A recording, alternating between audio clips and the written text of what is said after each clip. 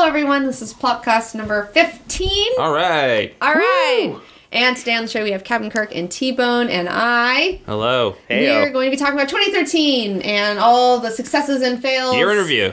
And movies. We're going to talk about her for a minute because Kirk went and saw it and we want to talk about it some more. Loved it. Yeah. And is there anything else I'm leaving off, T-Bone? Yeah, you're going to talk about the biggest mistakes of 2013 that you've made. Well, yeah, successes and fails. Successes and fails. You're going to talk about. But mostly you guys only care about the fails, so we'll throw those in there. We might talk about our best movies of 2013, and definitely you're going to talk about your best comics of 2013. Yeah, we're going to talk about some of our read. favorite comics of 2013. Got a big list here. Yeah. And I think it's going to be really exciting. I can't wait. And it's the last episode of the year. That's it. 2013. All right. It's almost done. Play the music intro.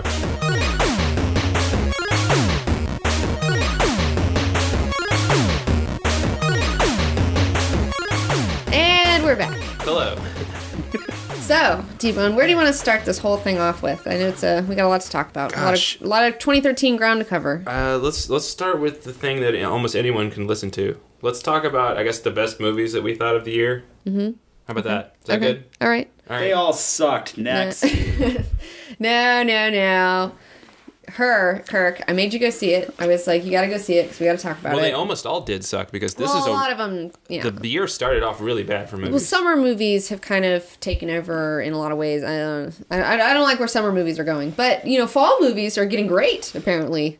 Big fan of the fall movies. Yeah. Yeah, they saved all the good ones for the end of the year. I know. But remember, in the beginning of the year, you were working for Screen Addict. Oh, man, yeah. You were officially a movie critic. You took over for Ben Lyons on Screen Addict. Ugh, weird. He was a real movie critic. Yeah. And that was interesting. But it was a lot cheaper than Ben Lyons. You were watching everything, in the beginning, and that's when all those bad movies were coming out. Oh, I know. I got so tired, like Hansel and Gretel and those weird ones. I kind of wish I had seen that one. You guys don't like Hansel and Gretel? No, I didn't see it. That's right. You didn't see that one. But yeah, you I didn't see that one. Almost all of them. But I saw a lot. But this whole year, you've seen more movies than ever before, and I watched a lot of them with you, and I think it really does affect you. Yeah. As a movie viewer, like you go in kind of tired from. And so I really like going to the theater, because it gets us out of the apartment for a while, and you get to go on this big walk, and I like the theater that we go to. It's a whole big thing, it's fun. And I don't know, it's just like, I don't want that to turn into something negative, And it's like, it kind of did for a while in the summer, because every movie we saw was just so overwhelming and so big, and... Well, Hollywood crammed in too many action movies together. Too many, and it's like, there's a new thing coming out every weekend. And it's not necessarily bad, but it's just that all of them... they didn't have good stories, so it just made you tired when you watched all that fake excitement. Yeah, a lot of them weren't worth it. How'd you feel about that, Kirk? I felt like the summer failed. Yeah. I'm sorry, but I mean, when we're talking about summer blockbuster fatigue. Yeah. Ugh. Yeah. I mean, I was there. Like, I needed... I was there, man. I was so happy when... excuse me. I was so happy when The World's End... was the last movie that I watched to cap off my summer. Yeah. And I totally needed that. Yeah, I needed to laugh, Definitely. and I needed a really smart comedy to kind of be a palate cleanser for all the shit that I had to put up with. And you get to see the world be destroyed, which is like, you've already seen it so much that you really want to see it. It's almost destroyed now, it's and not. Just yeah. No, I want to see it get destroyed because they always save it at the end. And then this one's like, no, it's not saved. You're fucked. Sometimes you just need an apocalyptic end. You really do. No, I watched Melancholy the other day because I wanted to see Earth get destroyed, so... You're kind of spoiling both of those movies right Whatever. now. That's not the point. By the way, there's boobs in that film. Yeah. Yeah, that was the best part. Spoiler. The least depressing part. It was very not depressing. It's like, oh, this sucks. Hey, boobs. Why are you so depressed? You've got such a great rack. Oh my gosh, you boys. Sorry, we've become the boys here. You boys. So it's kind of a glass half full thing. So let's talk about what were our favorite movies overall for all of us. You just did your episode yesterday. It just came out of your best movies of the year. Yeah. So let's talk about all of ours and compare our lists. Okay. Oh, I just realized I'm completely not prepared for this. Oh no. Well, I mean, like I said earlier, I think Gravity's my number one. For me personally, I understand if other people don't get it or don't like it or don't want to see it. That's fine, because you know what? Like, everybody's different. Everybody has different life experiences, and like, you're not going to respond to certain things that I respond to. So it's like, I don't know. A lot of people have been being like, I don't see the spirituality in it. Are you trying to say that people have different tastes? Yes. Because I refuse that. Yes. People have different tastes. If you don't like what I like, then it's over. Unsubscribe. You know, it's yeah, this... Yeah. So, and then... You won't believe how many people say that in the comments. It's crazy. Like, they get so offended by it. I know. Not to mention that your list of your favorite 7 movies are almost all in the 90 percentile on Rotten Tomatoes. Well, people are like, no, this list is unsubscribe. It's crazy when people try to use logic to pick apart my opinions, and it's like, this is an opinion, man. I put that damn picture in there of subjective tastes, subjectivity. Yeah, I know. And it's like... Isn't there one comment that's fully like, I can't believe she did a top 7. That's just such a weird number. Unsubscribe. Like, just the most asinine. The most asinine reason ever. I don't know. It's just people are. It's the thing is like we try really hard to make our show very accessible, and like the thing is sometimes I'm not accessible. Like I'm like 10 steps ahead, and like I skip ahead. I'm retarded, and so Tyson's always like trying to make me, he's trying to like make me more palatable to larger audiences because I know I can get a little detail-y and weird.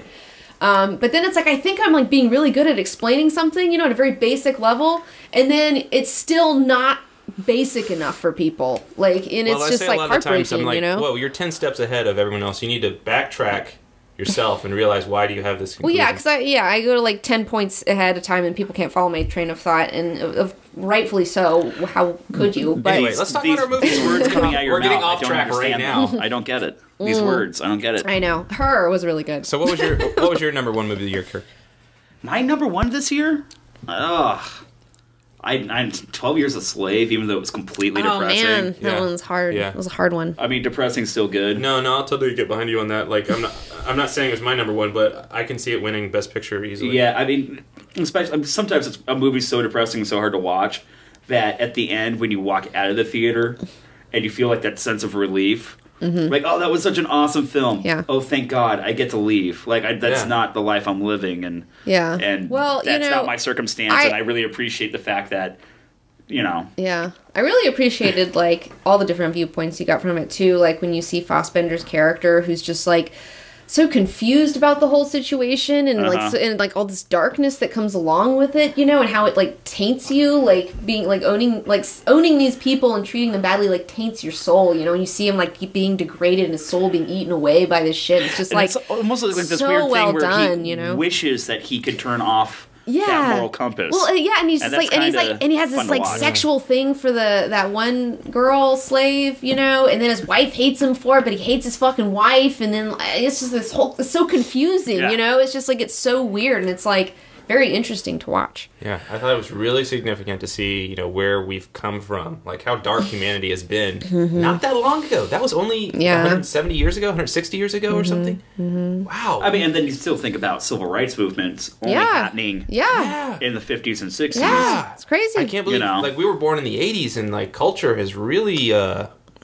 Well, we have a certain perspective on culture. We don't realize where it's been, Yeah. And how much it's getting better. But that's the thing. It's like, that's part of the future, is like forgetting that ever was a problem. Not forgetting because but forgetting because you've evolved past it and that it's never going to be a problem again. Right. It's like you don't want to forget your past, but at the same time, it's like it is interesting when you see a world where like kids now are like, what's wrong with seeing a white guy and a black girl together on a Cheerios commercial? Like they really don't get it. I was having this conversation with a friend of mine, especially back when the gay equal rights thing was happening. That's the dumbest. And it's totally dumb. But the funny part was I got in an argument with somebody because they went, you don't care enough. Like, where's your passion behind it? It's like, you don't understand. I think the whole thing's dumb. The fact that we even have to argue the fact that we need to give these people equal rights. That's crazy. Was just so, like, I almost don't want to give it any more power to it. It's like, I'm so past that. I'm so angry at you people for not... Well, it's like the Duck Dynasty argument. Thing, like, can we just have it happen and just everyone just get their rights and everyone is cool, Like, it's so embarrassing. It's so embarrassing. Like, all right. Well, let's not spend too much time on this. What are some other? Oh, we were talking about movies. That's right. Yeah. So Tyson, you're up. What's your number 1? I guess it's a tie between Gravity and Catching Fire for me.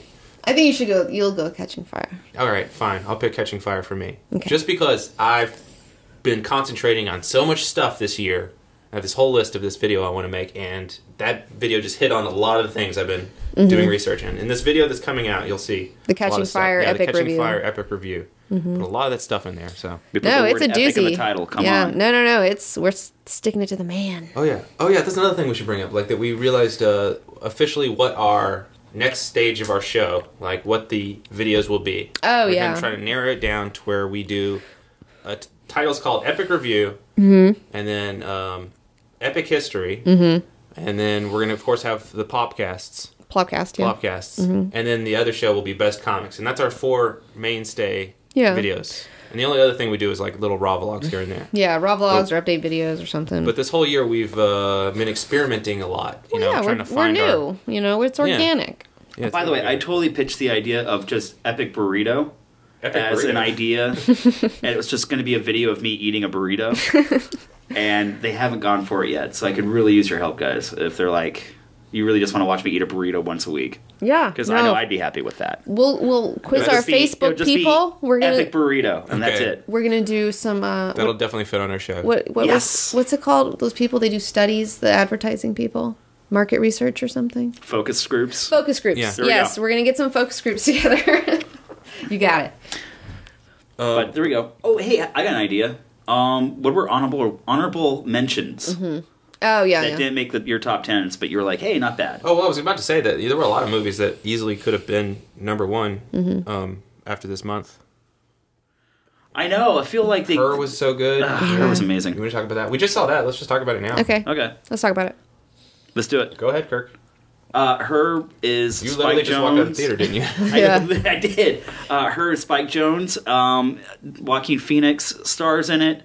So does Scarlett Johansson's voice. Do people know this movie exists? Because we don't Amy have cable, Adams. so I don't know if they're playing ads or not. I don't know. I know there's been a lot of print ads. I think it's getting a lot of buzz. Like, I think like the word of mouth is kind of getting out about it. All right, so it's a movie about a guy dating an operating system, artificial intelligence. Yeah. Yes, artificial intelligence in the operating not too system. distant future, which is one of the best parts about it because it's like such a good sci-fi movie. Is it shows a society utilizing technology to change their lives. Like, how awesome would it be to be like, hey, can you, Samantha, can you just take care of my emails today? I just don't want to deal with it. Yeah, the whole premise of the film is that it is a sci-fi future film. But it's literally 10 minutes into the future. Yeah. This is a future that we could possibly be seeing, I don't know, by the end of next year, beginning of 2015. Well, I mean, it's quite a leap to decide that they're going to create artificial intelligence. But then again, the movie 2001 expected that it would have already been there by then. Yeah. Right. Well, it's just one of those things where it's like, it's really exciting because it's something that we could see in our lifetimes. And I kind of expect to see something like this happen in our lifetimes. I'm hoping. Whereas, you see those other movies and it's so far... It could easily be 1,000 years before artificial intelligence, if it ever really does work. Yeah. I mean, it might not. I don't know. I don't know. But we're getting to a point where it's like, it's becoming more and more possible. Like, the computing power, is getting there at least. Yeah. And it wasn't even so much the artificial intelligence part of it. Like, I'm looking at it as everyone's... personal computers now don't even have keyboards because it's all voice control, voice command. Yeah, like, that's I'm so like, that's awesome, not far off. And fashion has changed just a little bit. Yeah. Okay, here's the thing about the fashion. It was a lot of people our age, our generation, and a lot of it was a lot of hipster fashion. But you could see it was what hipster fashion was probably going to evolve into, like, in the workplace. Yeah. And you could still see people's individual little tastes and how they dressed, but it was still workplace appropriate. I guess I still get confused when people say hipsters. It's like, I don't want to say really hipster, exists. But like hip. Yeah. Like, I'm saying I hate the word hipster. I know. It's a hard one. I feel like literally everyone has a misconception of what hipsters is because there is no accurate conception of what hipsters exactly. Well, I like the fashion a lot. I thought it was really nice. I thought it was very well done. I could totally see people wearing that shit in the future, and I'm totally into that sort of thing. So, and that's the thing that was so great about it, that it wasn't like trying to reinvent the fucking wheel, Like, he had a safety pin in his pocket to hold Samantha up, like this really low-tech, like... That was really sweet the entire film. Yeah, basically, I loved when it. we talk about Samantha, it's his artificial intelligence operating system. Yeah. But it also comes along with, like, his cell phone. Yeah. His little which personal is like notepad. a little notepad cell phone it's got an thing. eyepiece on it, and he kind of sits the eyepiece in his breast lapel pocket of his shirt. But I was going to say, did you notice how he installs it on his desktop?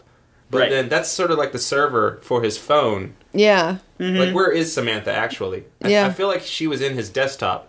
All but the time. he could have but she's also everywhere else. But it's like, that's how it would work. And then he goes to swipe the phone, and he swipes pictures onto his big giant projector screen. Right. Yeah. And that's what I've heard the future will be like. It's oh like, my God, video you'll games. have screens everywhere, but it's just whatever screen you want to use at the time. Exactly. Yeah.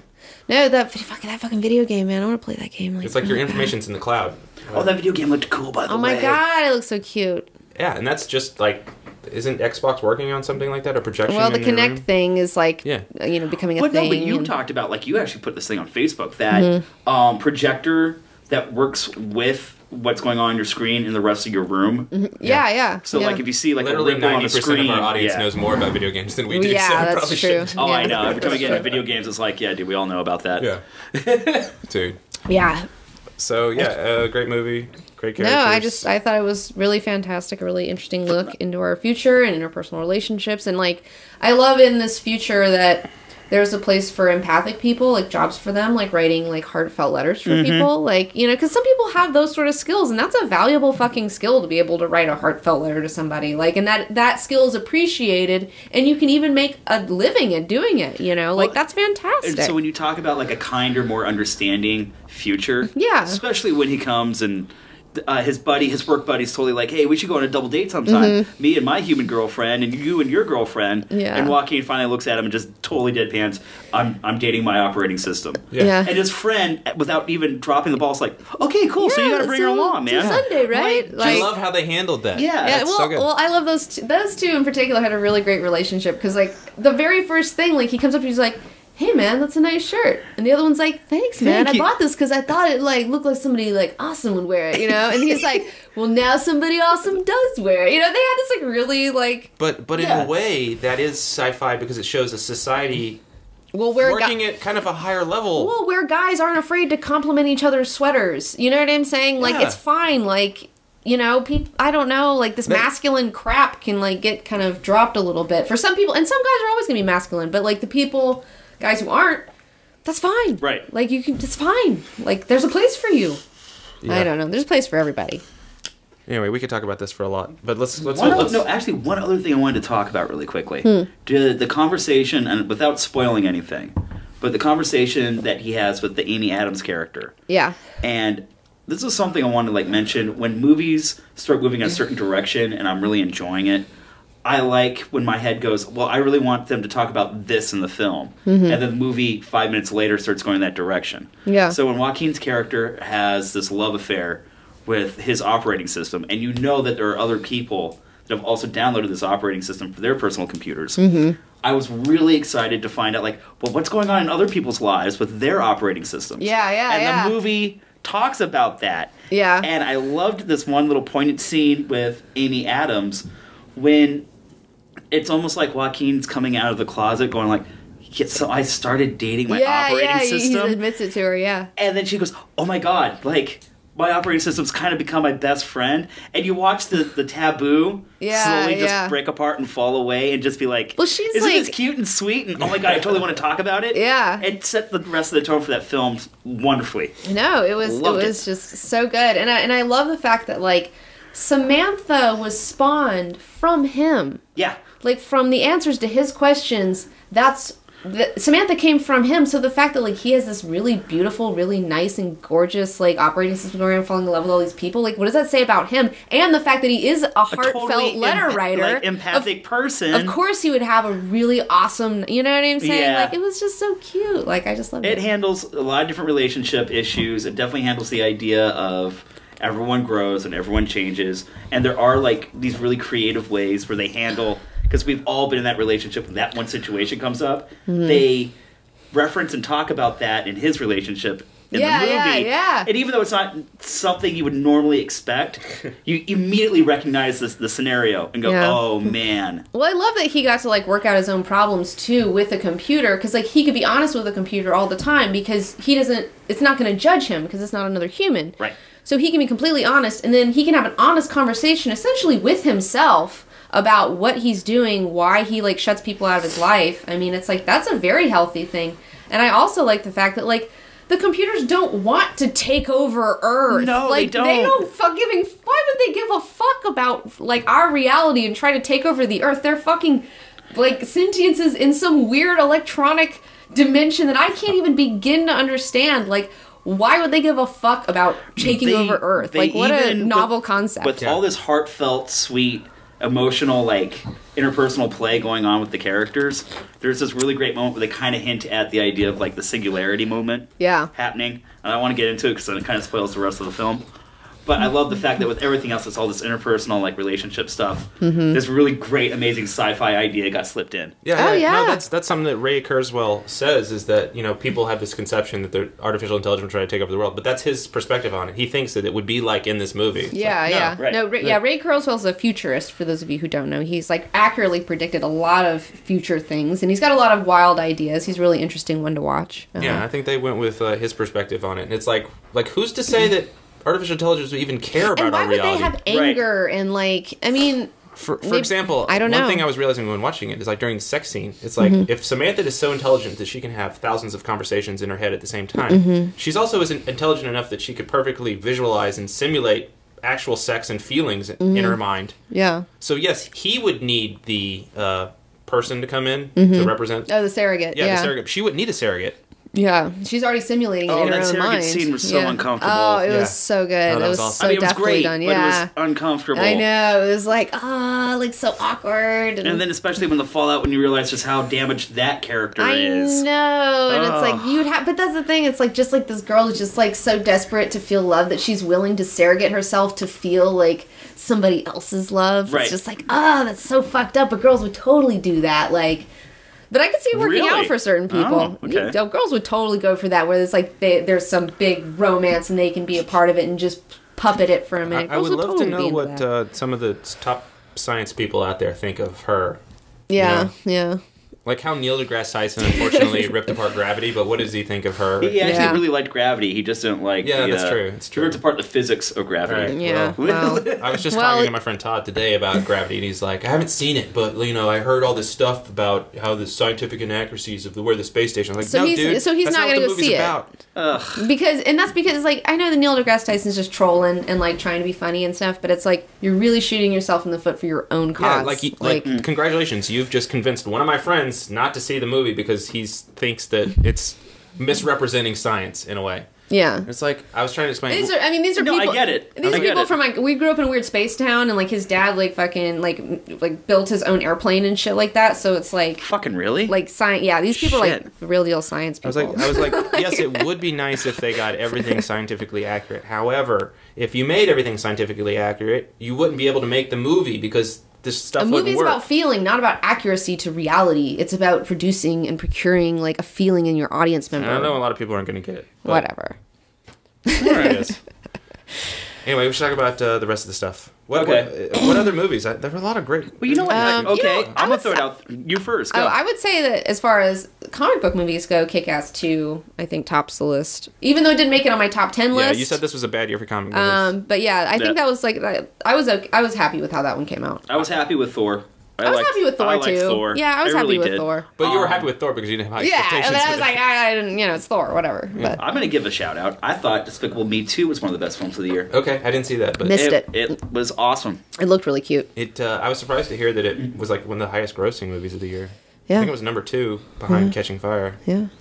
Well, it's fun because it's like, it's that villain who's like turned into a good guy. There's a lot of that going on right now, which I like. Well, I mean, and the anti-heroes are always so much fun. Was Despicable Me 1 that big of a hit? I think it was. Yeah. See, we don't have kids, so we don't know. Yeah, maybe. I don't know. That's the beauty of the film, that the minions were absolutely created to keep the kids in the seats and pacified to, like, we have minions, the minions are absolutely adorable, and I'm laughing my ass off the entire time. Mm-hmm. So buy the Minion toys.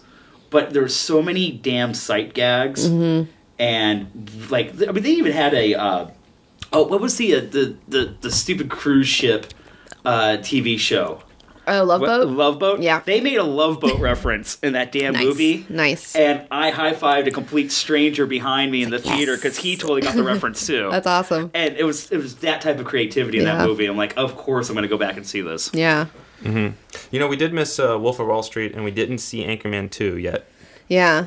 but that's just But because those just hit came this out. week, yeah. Like we didn't get a chance. Yeah. You know? But I'm afraid they might be one of our favorite movies. So. I don't know. Wolf of Wall Street, I'm like having a tough because it's like 3 hours long, and like I don't know. I'm just at a point right now where I just I'm and not. we didn't see Hobbit either because it's 3 hours long. I did see Hobbit. How was it? How was it? Kirk's I did not like the first Hobbit. Right. I thought it was just one holy crap scene after the other. Yeah.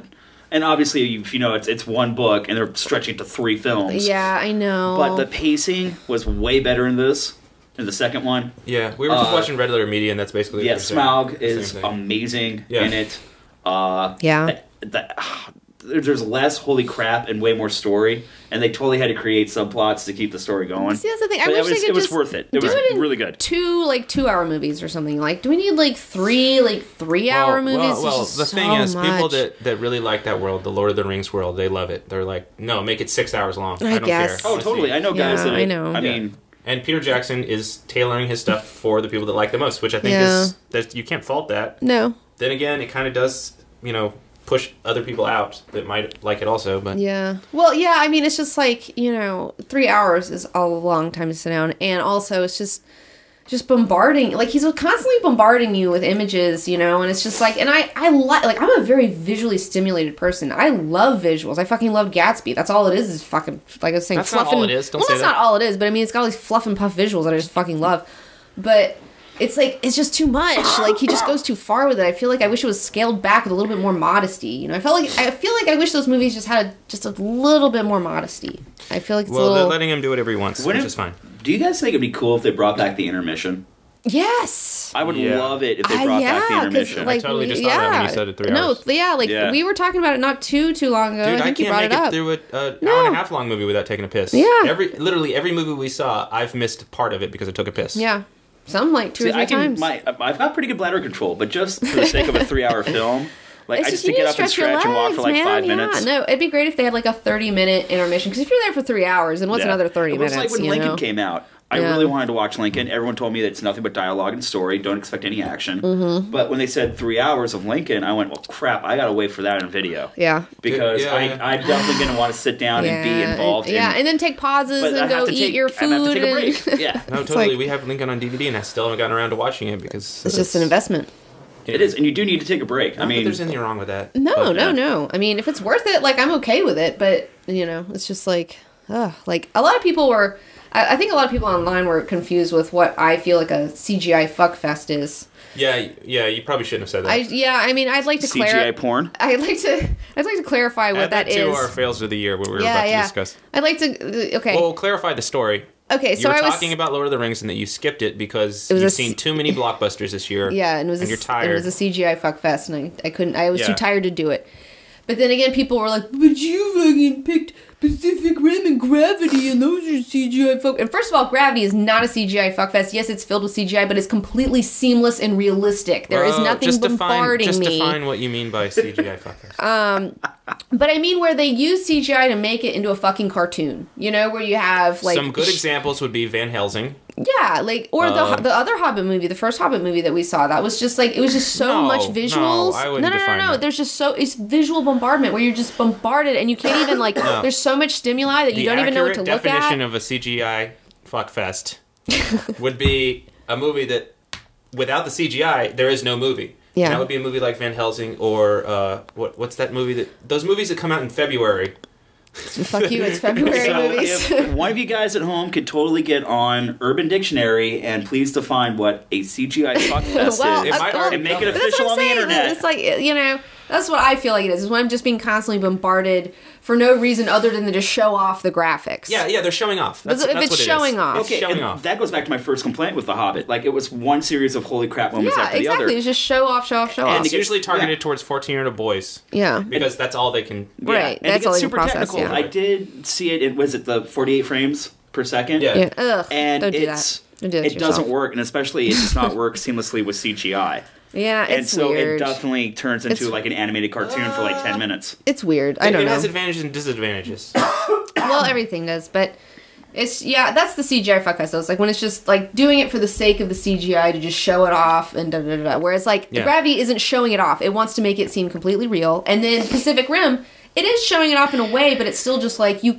it's just giant robots and giant dinosaurs getting to fight. So it's like, Yeah. I don't know. That's what they're selling me, and that's what I came to see, and that's what they gave me. Whereas The Hobbit's like, By the way, I don't even know. Like, I'm gonna got the whole kitchen sink thrown at me. I liked Pacific Rim because I like felt like I was there in the movie. I'm with you on Pacific Rim. And It I was was, one of my I was favorites actually of the year. nervous during the fights. Like when I watch like a UFC fight or like a sporting event. Oh, yeah. I get nervous about. I want my team to win or Poor something. Silva. I felt that We should in talk about Pacific that. Rim. We shouldn't talk about that. I don't know. Hey, but by the way, again, things where it's like, it's okay that the movie's too cool. Yeah. Like, I liked Pacific Rim because everything was cool. The robots were cool. But that's what he the was going- monsters but were yeah, cool. that's what he was- The characters are just... I mean, the first but scene there's is this- them but he with so was- much swagger he was walking down the going hallway. There's for a it. difference Yeah. when the content itself is impressing you and not just the special effects that are added Right. on there Well, that are impressing and you. Del Toro was like going for that like fun, cool anime vibe. You know what I'm Totally. saying? Like he was going for that cool anime shit, and like it wasn't like cool to make it cool because I'm trying to fool you into this being cool. He was trying to communicate a tone that we're not. Not that we're not used to, but people who aren't familiar with anime may not be used to it. But that's just like that fucking cool shit, Yeah, you know? like, and there's something really fucking cool about a giant mecha being controlled by two people. And right before each fight, like, it totally, like, gets ready and, like, almost cracks its robot knuckles. Yes, and it's, like, strikes a syncing cool up. rock and roll, like, karate pose. Yeah, I what's so know. great about That that is is that awesome. we could have easily, our entire lives, not had that. Yeah. We could have never seen this. It could have Yeah. never gotten made, and someone came along and was like, no, you Transformers assholes are doing it wrong, and they did it the way it should be done. Yeah, and that's Like, I another don't even thing. give a shit about Transformers No. anymore. Yeah, after no, Pacific Rim. that's like, I really don't. I'm not impressed by that, but I am impressed by this. Like, it was a lot of fun. I don't know. It just had such a fun spirit about it. Yeah. I don't know. And like, I know you're probably listening to this show right now going like, stop sucking the Pacific Rim dick. No, it was that good. well, someone was like, "Oh, I guess I'm just not fascinated with dinosaurs and robots." And it's like, well, you know what? Team 19 is still really We are all fascinated about with dinosaurs and robots. Yeah, what's wrong with you? like Tyson is doing an amazing rendering of like an Allosaurus right now. Like he's Yeah, I working still on. draw dinosaurs. Like he fucking does. If you go back to my first drawings when I was 5 years old, it's the same stuff. It's dinos. Tyson is like dino No, crazy. but what I wanted to say about Pacific Rim is that, and I think it's one of the most magical things you can do in a movie, is to present something that's completely absurd and then believe it's really happening. Yeah. Yeah. That's the power dude, of cinema. Dude, that Hong Kong thing where they built a whole like place out of a dead kaiju like body. It was like Yes. so cool. That's like, another thing about the movie. Is like you felt like you were lived in there. Like that world's been happening for it was decades. so or something. authentically cool. You know Yeah. what I'm saying? It was like authentically Absolutely, like cool. and that's why it's such a shame to me to think that Transformers gets 4 sequels and makes billions of dollars. Yeah. And Michael Bay can afford his own private island, but this movie only makes $30 million at the box office. What is wrong with people? I know. It's, maybe the Blu-ray sales will be really good. I hope maybe. so. I mean, it did reasonably well Overseas? worldwide. Yeah. I mean, I definitely Not want that I Pacific wanted Rim. to- But see, that's the hard part. Like, okay, Dredd didn't make 2013. That was 2012, wasn't it? yeah, it's 2012. Yeah. 2012. But, like, I haven't heard a peep out of a Dredd sequel.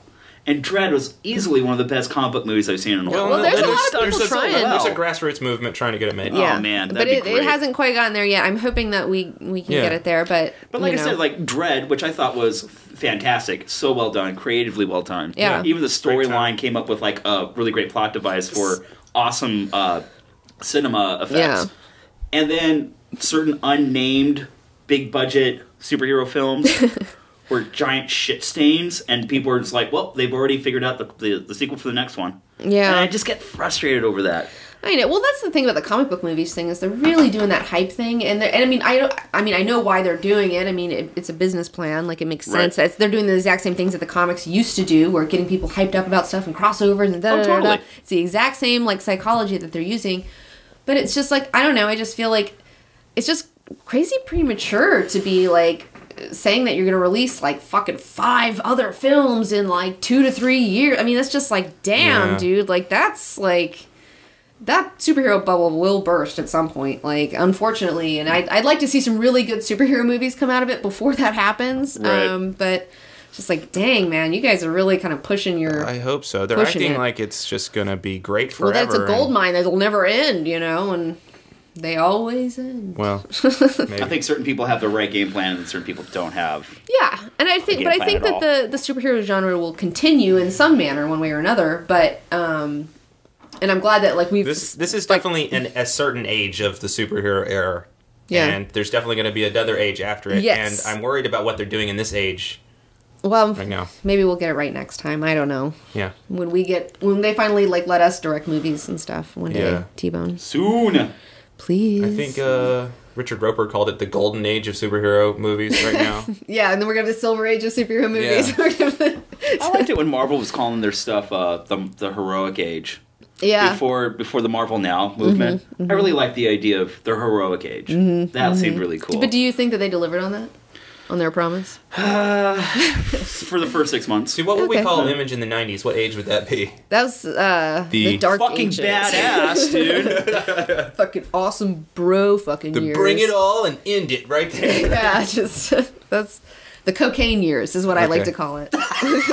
So you know, the 90s were definitely like the decadent time. Yeah, I mean, like the 20s and Great Gatsby. Well, like the 80s, totally. the 80s was super decadent, but the 90s just brought it into a dark place, you know, where it's like in the 80s it was kind of a little dark and a little fucked up, but then in the 90s it's like started getting really fucked up where people knew what they were doing, but they kept doing it anyways. I don't know. See, I think the 90s, like for comic books, was totally like the money's never gonna run out, dude. The money's never gonna run out. It always runs out, you guys. Like, come on. Yeah.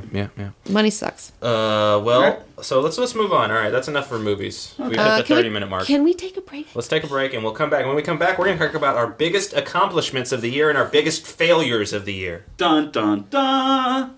Dun. All right, we're back. So we're going to talk about successes and fails.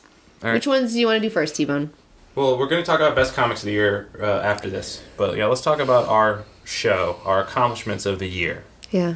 Because we've had a big year, man. It's been nuts. It's been the craziest year of my life. Yeah. I feel like... I feel like a new mom. I feel like I have a baby.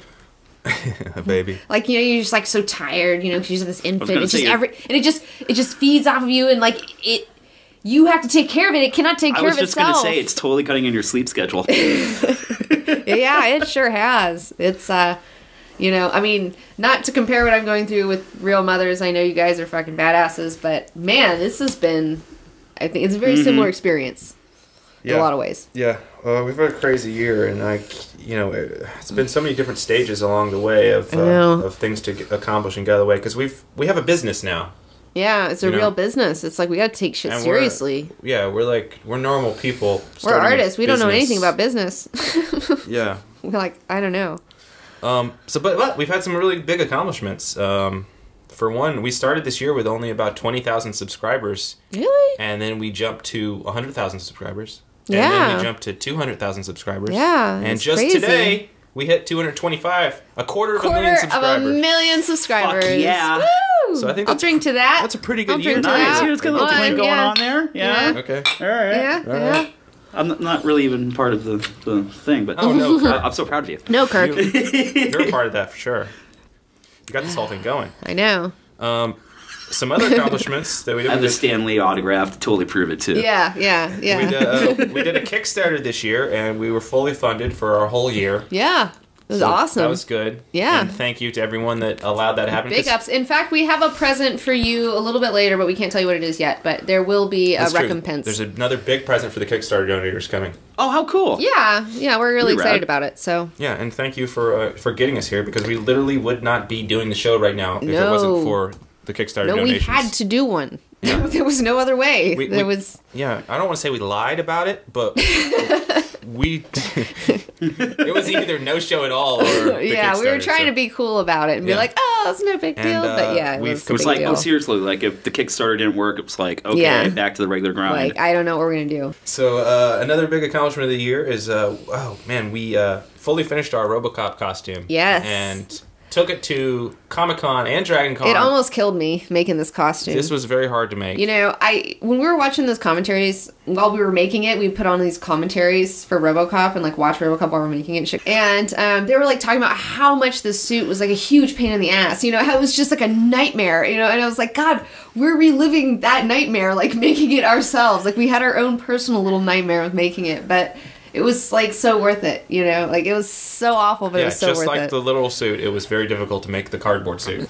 And we took it to Dragon Con, which is a huge cosplay convention. Yeah, like and first time out, we won Best in Show in the costume that's our contest. first costume contest. Oh my gosh, I can't believe it. I was verklempt, as they say. I was. It was a big moment, man. It was a big moment. It was so cool. That was a lot of fun. That was pretty rad. Yeah, I won prom queen. So I got it. You're the prettiest girl at the con. It's a touchstone for the rest of my life. So we still haven't put out that video about how we made it. We get that in the back. I know. So we also did another thing that I think is one of our successes of the year is No Comment November. Yeah, I loved it. Yeah, it was a really good a relief. Yeah, that was just like to be free for a minute. And there's nothing there, and it's just the pressure was off for just a second. Well, right, because this is our first full year of doing a YouTube show, and it's really weird to suddenly start talking to hundreds of thousands of people. Yeah, it has a psychological effect on you if you're not ready for it. Yeah, and. Yeah. It's just so many different perspectives. No matter what you say, there's someone that loves it and someone that hates it, and you have to try to figure out in your brain how do you feel about that. Yeah, I mean, you gotta it really can mess with you. You gotta zen yourself, and it's hard, and it's it's not something that you think, oh yeah, it's people are like, oh, I want to be famous, and then you're rich and all this stuff, but it's like, no, you probably really would hate it if you were. Like, I mean, I wouldn't want to be like fucking Justin Bieber. I've definitely learned that famous people are probably vast majority completely miserable. Yeah. And it's like, I would not want to be a famous person. And it's like, it sounds really weird, and I know that it sounds super ironic, but it's just like, I really value my anonymity, and that's why I moved to LA, because it's like, in the South, like, you live in these small towns, and everybody knows everybody, and like, everybody knows your aunt or something, and you go to a bar, and somebody you went to like second grade with, and it's like, you don't care, and like, it just sucks, like, and you can't do anything without other people finding out, and it just sucks. So it's like, LA's great because it's like nobody knows you. It's fantastic. If you see somebody, there's another bar over here. There's a million bars. Right, you just leave go to a or whole just different go. part of town. Nobody knows you. It's fine, Unless you live in the San Fernando Valley, in which case we all know each well, other. yeah, but that's why. But you can just go to Hollywood. Get out of the valley. That's true. It's like you still have pockets, but I don't know. It's just weird. Like this whole thing. It's I've always, it's funny. I've always had a really funny theory about Hollywood. I'm LA born and raised, but I'm LA born and raised San Fernando Valley. Mm-hmm. And I love the Valley. Especially, I've just grown up here. It's awesome. I also love Hollywood. But she's totally like the booty call. Yeah, and she's the most reliable booty call ever because she's only 20 minutes away. Yeah. She's always down. Yeah. But she's definitely not the girl that I want to take home to mom. Right. So I really love Hollywood for that aspect. Yeah, definitely. Like Hollywood is always like my reliable. And even if it's a bad time, it was still better than whatever else you were going to do. No, LA is an interesting lady. I will say that. I love, if you just know how to play your sides right. She's my most reliable booty call. Yeah. She really is. Yeah, no, it's interesting. But yeah, talking to a lot of people is weird, man. I'm getting a lot better. I'm getting better totally mess with it, though. you. If you have not had a YouTube show before, there's no way to understand what it's like. And of course, people it's just a lot of pressure. It's like you have all these people thinking about you, and like it just. I don't know. That's what it is. It's pressure. It's weird pressure, and that's one of the things I realized this year is that you have the thrill and you have the pressure. Right. Yeah. And one of the risks involved is when the pressure gets bigger than the thrill. Mm-hmm. And that's why I feel really bad for like George R. R. Martin. We're talking about this. Oh, that poor man. Yeah, I'm like, God, he must hate all of his fans. He must hate everybody because they're all like, when's the winners coming out? When's the winner coming out? Because for him, absolutely, the pressure is greater than the thrill. Well, like I believe that now. I saw this article. It just probably became a chore instead of like what he loves to do. I saw this article online where it's saying instead of working on new book, George R. R. Martin is going to host screenings of Game of Thrones at his theater in Santa Fe, and it's like he can't enjoy his life. And it's like, dude, that's so awesome. Like, I don't know, I just feel like I just want to go up to him and be like, look, man, as much as I fucking love Game of Thrones and I fucking love I have a fucking Lannister tattoo. Right. If you don't want to finish it and you just want to fucking enjoy your life, then you fucking do that, man. Like, I respect you, Like, if you don't want to finish it, then fuck everyone else. There's a good possibility. It's come out that he's told the producers how everything ends. I mean, and just in case, he's like, I'm really interested in. Like, what if? Because I know the show's going to surpass the books because he is a slower writer, and that's fine, and it's worth the wait. But like, I would love to see where the show goes and have it end differently than maybe how the books do. I mean, that could be a really fun, interesting, like, media experiment where the show overtakes and then the book ends differently. I don't know. I think it'd be really cool. Have two different realities. I mean, it'd be, like, a lot of fun, I think. Well, why not? I mean, you could test some things out in the show, and if you don't like the way they turn out, you can change it in the book. Hey, guess what? It works for Walking Dead. You know? Yeah. Walking Dead is it's borrowing elements from the graphic novels. Yeah. But it's not but going it's crossed over and it's its own thing, right. you and know? now they're going to do a spinoff with a completely different group of people. Yeah. I mean, it's just like... Yeah, I mean, that's totally possible. I think as long as, like, the idea the universe and is material's awesome. there. Like, and that's another thing. If you're into anime at all... Were you into anime? Kurt? I'm into a lot of anime. Okay. Well, you know how, like, they have, like with Tenchi, you know? Like, they'll have a whole season, and then they'll have, like, a movie, like an OAV thing, and that's, like, kind of just like the series that sums it up, but it's kind of a little bit different. You know, like, well, Escaflowne did that. Yeah, the TV series was awesome, and then the movie was the movie was a different reality of it. Yeah, still, like, you know, I like that, and like, so with Game of Thrones, like, I would, since I'm already kind of down with that in anime, I already understand that concept. I'm totally down for that to happen with like the book and the show. Absolutely. Anyway, let's talk about the rest of the accomplishments of the year. Got sidetracked on Game of Thrones. We increased our video output from significantly. I didn't get a chance to look up the exact number, but we got like way more videos out this year than we did before. Yeah. Particularly in the last 3 months, we've increased our video output. Yeah. After the con season kind of concluded. And I think we've hit our limit is one thing we've learned. We can't really put out more videos without adding help, new people. without being able to it's hire another editor, which costs $400 a day that we can't afford. Yeah, and he's totally worth it, and he's like so up to snuff, and he's so good, and he's worked on some of our stuff before, and like I just want to hire that dude, man. I just want to like have him working for us because he is so fucking competent. We did hire him some, but at this point we've blown all of our excess money, so so yeah, blown it on the show 100%. Not on anything else. No, definitely. I had to bring the drugs tonight, guys. I paid for this. Yeah. Yeah, no, we had a new editing computer, so we have 2, like, editing computers now. We've got a lot of new gear that's definitely sped us up and helped us a lot. Yeah, we would not be that here without. Cintiq is, like, awesome. We got another camera. Yeah, two cameras now. Now we have 2, just today we got them all together. We have 2 tripods, 2 cameras. Right, so we're ready for interviews where we can have 2 cameras. Built a teleprompter. We built a teleprompter. The teleprompter's awesome, by the way. Thank you. I learned that from a tutorial on YouTube from, I can't remember his name, but I need to send him and tell him that I finished it and show him this. Totally works. Another accomplishment is we got a business license in LLC. Yeah. For 19 Productions. Yeah. We got some interns just around Thanksgiving, finally. It took us like forever to figure out how to get interns. But we were so busy. I've been told I'm not allowed to use the term indentured servitude around the interns, though. Oh no, it's fine. So I've learned that lesson. I'm sorry about that. We have found college age kids who cannot afford to go to film college. So by the way, say that again because I thought that was really cool of you guys. Yeah, no, we specifically looked for some people who couldn't afford to go to film school and wanted to learn, and so we're like, hey, you come here and we'll teach you some stuff. And and I know that was going to work out, but I was totally like, this is working great. It's like really easy to educate these 20-year-olds. Yeah. Had them booming and had them one of them worked on the Plopcast, or both of them worked on the Plopcast. The last Plopcast, Steven edited all the pictures in. Well, Alicia did the first part, didn't she? Yeah, and Alicia, you're right, and Alicia did the first 30 minutes. So. Yeah. So Team 19 doing the Dark Lord's work. Yes. Yes. Pretty much.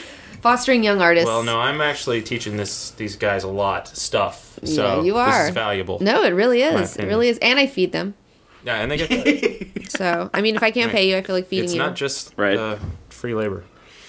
So, it's been a successful year. I think this is one of the best years of my life, I think. I get to work on creative stuff almost every day. Yeah. And that makes me happy. No, you get to work on your own stuff. And that's why we started the show. To be honest, that's why we started the show, for you to be able to work on your stuff, every single day. And I'm really glad that I think that we've hit that. Well, thank you. We started the show because you were so desperate for attention. So. No. I'm serious. Tyson was doing all these short films. He was doing all this stuff, but he was killing himself because you were doing everything. You were doing these whole that fucking space movie. You did every fucking effect in it. You fucking composited the entire thing. You filmed the entire thing. You directed the entire thing. You starred in it. By the way, you fucking wrote the whole thing. The space movie that did have the alien with the genitals on its forehead. Yes. It was a masterpiece, people. I mean, he built Robot for that shit. All this stuff. It's crazy what you did. And, I just, I was like, no, we need to, but your eyes are bigger than your stomach. I was like, we need to do something that we can do out of the apartment for super cheap. It's not a big deal. So we can just do it and get it done. And this is kind of what we came up with. You know? Yeah. Oh, I have one more accomplishment of the year. I'm going to add this to my list that I thought was pretty cool. This is really petty. But I talked to my mom last time. I talked to my mom last time, and she was like, my mom is totally not understand what we're doing. She's like, you're making a show on YouTube? What? Yeah. People watch that? You need to work on getting on TV or something. You know? Yeah, we'll get to that with fails in the year. But that's universal. Like from other YouTubers we talk to, their parents don't get it. No, Parents are not happy unless you're working at the bank parents or you're just working don't understand. at the factory. Right. Parents just don't understand. Anyway, so it was good talking to my mom last time, and she was like, she went to a Christmas party with like the people in her neighborhood. And she's like, one of the kids, the Alpharetta golf course neighborhood, like one of fancy pants, southern. One of her friends' kids, they were talking to him, being like, "Oh yeah, something about Comic Book Girl 19." Like, what? You know Comic Book Girl 19? Oh my gosh, do you know Robot 2? And like knew about it. So it's like, yes, I got to my mom. Yeah. Like my mom knows that we exist, right? And that people know about it through proxy, through other people. But other people have confirmed for us that we are doing something that people this watch. Wasn't some giant elaborate scam, Because don't worry, Mom, I'm really doing something. Because your parents are just waiting around for you to finally figure it out and be like, okay, when are you going to go work for the bank? No. I saw this fucking thing the other day. Go work for that corporation. That's the only way you make it. No. I saw this thing the other day on The Onion where it's like 27-year-old lies about virtually every single aspect of life to parents, man. And it was just like about how this guy had to lie about his entire life so his parents wouldn't worry about him, and it's like, yes, I feel literally, like every time that. I talk to my mom, she's like, yeah, how's the show going? Are you making any money? Oh, gosh, I know. It's such a bummer. You can actually feel the face that she's making over the phone when she does that. I know. It's like that, but it's like that damn Seinfeld episode where his parents are like sending him $50. Yeah. They think his career's ending. Kramer comes over and he's like, yeah, Jerry, sorry, it's over. Come on. I know. It's like, it must be like for everyone. It's crazy, man. I mean, you just want your parents not just to like stop worrying about you. That's the thing. Like they worry about you, and that puts pressure on you, and then it like makes you. It's like it's already hard enough, and like times are tough. Like things are not like they were when you were our age. Like things are fucking different now, man. And like it's a whole new ball game, and we've been shit upon. And like you guys had it great. Like there was a middle class was thriving. You were part of it. There's none of that shit anymore, dude. Like, there's poor and there's rich and that's it. And I'm in the poor part. Like, I'm sorry. Like, God. I don't know. It's a whole thing. All right. So now let's talk about our fails of the year. These are the things that we're not proud of that did not go well.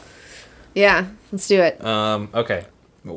Number one fail of the year is attempting to develop a network TV show. We got involved with some producers, and we learned a lot. Though it was valuable, but we learned that TV's just not going to work out for us right now. No, and we learned that it's a completely different ball game. I didn't know this before, but you got to really sacrifice a lot if you want to work in the TV game. Yeah, we weren't prepared for.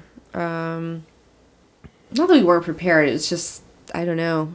That just isn't the road that we want to go down. Yeah, but we this is just one of the things that we spent a lot of time with, and I wish that we hadn't wasted time doing stuff like this and had just spent it all on the show. Because that's the thing, it's like you only have so much time to make stuff, Yeah. Like, you really do, and, you have to start budgeting that time, because there's just so much stuff out there that Hopefully wants to those producers aren't attention. listening right now. I'm sure they're not, but if they are, no offense to the producers, it's just that we had to eventually back out of the whole thing because we just realized this is not going the direction that we ever planned on. Yeah. Like, it started off as, let's make a movie review show. Movie review show for television. Then it turned into, let's make a web show that's like... Let's make G4 again. G4 They're trying to make something. a G4. Yeah. Then it turned into, let's make a reality show. But they weren't telling, Well... And by the way, this was the same group of people you were working with. This is how many ideas... Yeah. Weird. Right. It's so weird. In the end, it just felt like they weren't interested in what we were good at. They were interested in trying to figure out something that would be that would work on popular television. Too. Yeah, to fit us into a box that. And the thing is about television, like everything does fit in a box in television. Like you have this show, and you have this show, and you have this show. You have these specific formats that they can do, and they were trying to fit us in one of those formats. And originally, I thought that TV would be the ultimate destination for our show. However, I've learned now that no, I think things are changing in the world, and we'll have. The place that we have the most freedom is the best place for us to do, as long as we can financially survive there. Yeah. So. Right. Yeah, make it work. Okay, so the next fail of the year. So basically, you learned a bunch of stuff, but you're still calling it a fail. You basically realized your direction and your creative freedoms were not worth giving up. But you're still calling it a fail. That's so your fortitude and resolve are still in place, and you're still happy creating and being artists. Well, it was just. But you're calling this a fail. No. He's failing it. He's failing it because of time. Because it wasted time. Just checking. Well, also because I had such a dream of getting on TV, and we almost got there in a way. Yeah. I mean, I think if we had continued down the path that we were going, we would have been on TV. Right, but who knows what it would have been. But I don't know if it would have been something that we, because we do have long-term planning in place. Like, we do have things that we want to achieve and goals and places we want to go. And I don't think that reality TV is going to do anything to help where we're trying to go. Right. And I mean, that's another thing. People keep asking you to be on reality TV shows. And like, look, we're never going to do a reality TV show. I would be great on a reality show. I'm crazy. I have wild mood swings. They will get some weird shit on film. Like, I will freak out on somebody. It's going to happen. I would make a great reality show. I would make a compelling reality show.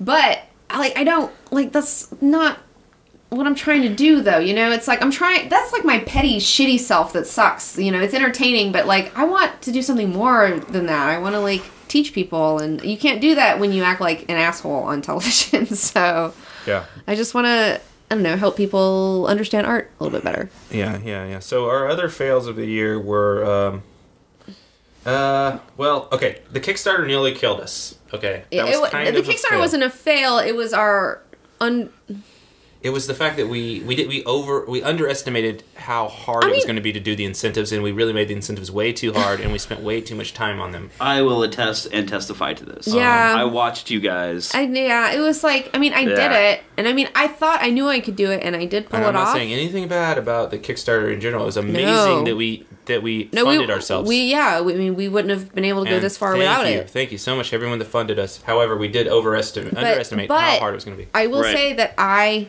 broke my brain. I broke it in half. I thought, like, I kept saying this to myself while I was doing it. I kept saying, I'm, like, using my brain so much that, like, it's going to be super strong by the time I'm done with this, right? But it's not. It's just broken. I just fucking broke my brain like fucking Anderson Silva broke his fucking leg. Like, that's what happened to my brain this year. That was my brain this year. And I'm still recovering from it. And I'm like, I can't remember words. And I fucking did 750 packages by myself. That's just crazy. Yeah, well, I guess people don't understand that when you go from just two people, individuals, to becoming a business overnight. It was too much. You have so many pressures added to you. Like, people expect you to start putting out more episodes immediately. Yeah. And then they also expect their incentives immediately. Right. So you've got this, like, double impact of pressure. Yeah. And you start working really hard because you're excited. But right. You literally can easily kill yourself. Yeah, and that's a big lesson that I've learned this year personally. So burning yourself out is a real thing. Yeah, no. I've learned that this year. It's like next year I need to enjoy life a little bit more and be in the moment and have more fun, because like this is the fun part. It's not, like this is the fun part. So I should enjoy it more. Yeah. Quit being so worried about like, where are we going? Strategizing. Another fail of the year is I developed carpal tunnel.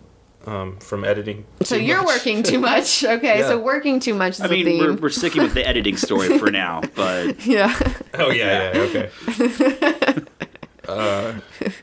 I made a really bad joke. I don't care if you got that. Oh, no, I'm sure 20 people made the joke in the comments. So. Another thing is... No, you're just going to skip right over that? What? Your wrist was, like, busted, and Yeah, I hurt my wrist. I also got a really bad tooth infection. Oh, my God. Evil tooth. I'm pretty sure all of this could possibly be mentally manifested due to stress. Maybe. That's a real thing. No, it is. It 100% is. I 100% believe in that shit. Like, you can weaken your body because you're working so hard, Yeah. No, that evil tooth though, it's gone. Yeah, I had to get. It only cost us like almost $800 to get it taken out. Well, so we're almost up to $7,000 now on how much it's cost. I have one tooth that it's the same tooth that's racking up this bill, right? Yeah, one tooth. Well, we finally just took it out. It's like, screw you. Yeah. But then we're gonna have to get another one screwed in later, which who knows how much that is gonna cost. But it's fine. I'm glad we got that evil tooth gone because I think it's been ruining our lives. And that I think 2014 I'm is gonna gonna count another better. fail of our year, just like dealing with criticism. Like it got to us. It's like something we're not used to. Yeah. So it's like, well, that's like growing as an artist, though. The fact that you work so hard and then people are not satisfied. But I realized one of the reasons people aren't satisfied with our show a lot of the time is because we don't have a normal show. We're trying to do too much. Like we're trying to cover comic books and movies. And we started doing Game of Thrones, and we're bringing in this mixed match audience some of the time. And some of these audience members don't like each other. Yeah. And they're trying to like push each other out. So there's Isn't that weird that there was so much weird infighting?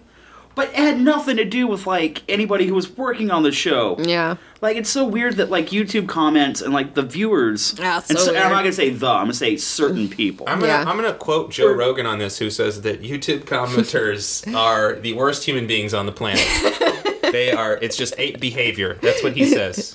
All right. Except if you're on the Plopcast. Except the Plopcast. Yeah. Plopcast rules. That's what I'm saying is here. I want to talk about that like for No Comment November. Yeah, like, I was we really left them on afraid the that there was going to be Plopcast, like this huge influx of idiots who just wanted to like badmouth something, but that's the thing. Like people who want to badmouth you generally, like if you have to make them do one extra click, they're usually too lazy to do it. Right. So if they have to go to the podcast, they won't do it. You know, it's. And so, like anyone who comments in the comment section for the Plopcast has been awesome. Yeah. And they've also been very. I like when you talk about like the infighting that was going on with some of the commenters. When it comes to the Plopcast, people were like, "Hey, does anyone have a link to the book they're talking about right now?" Yeah. And then 3 people would respond like, "Yeah, here's a link," or like No, people are super good on there. Like.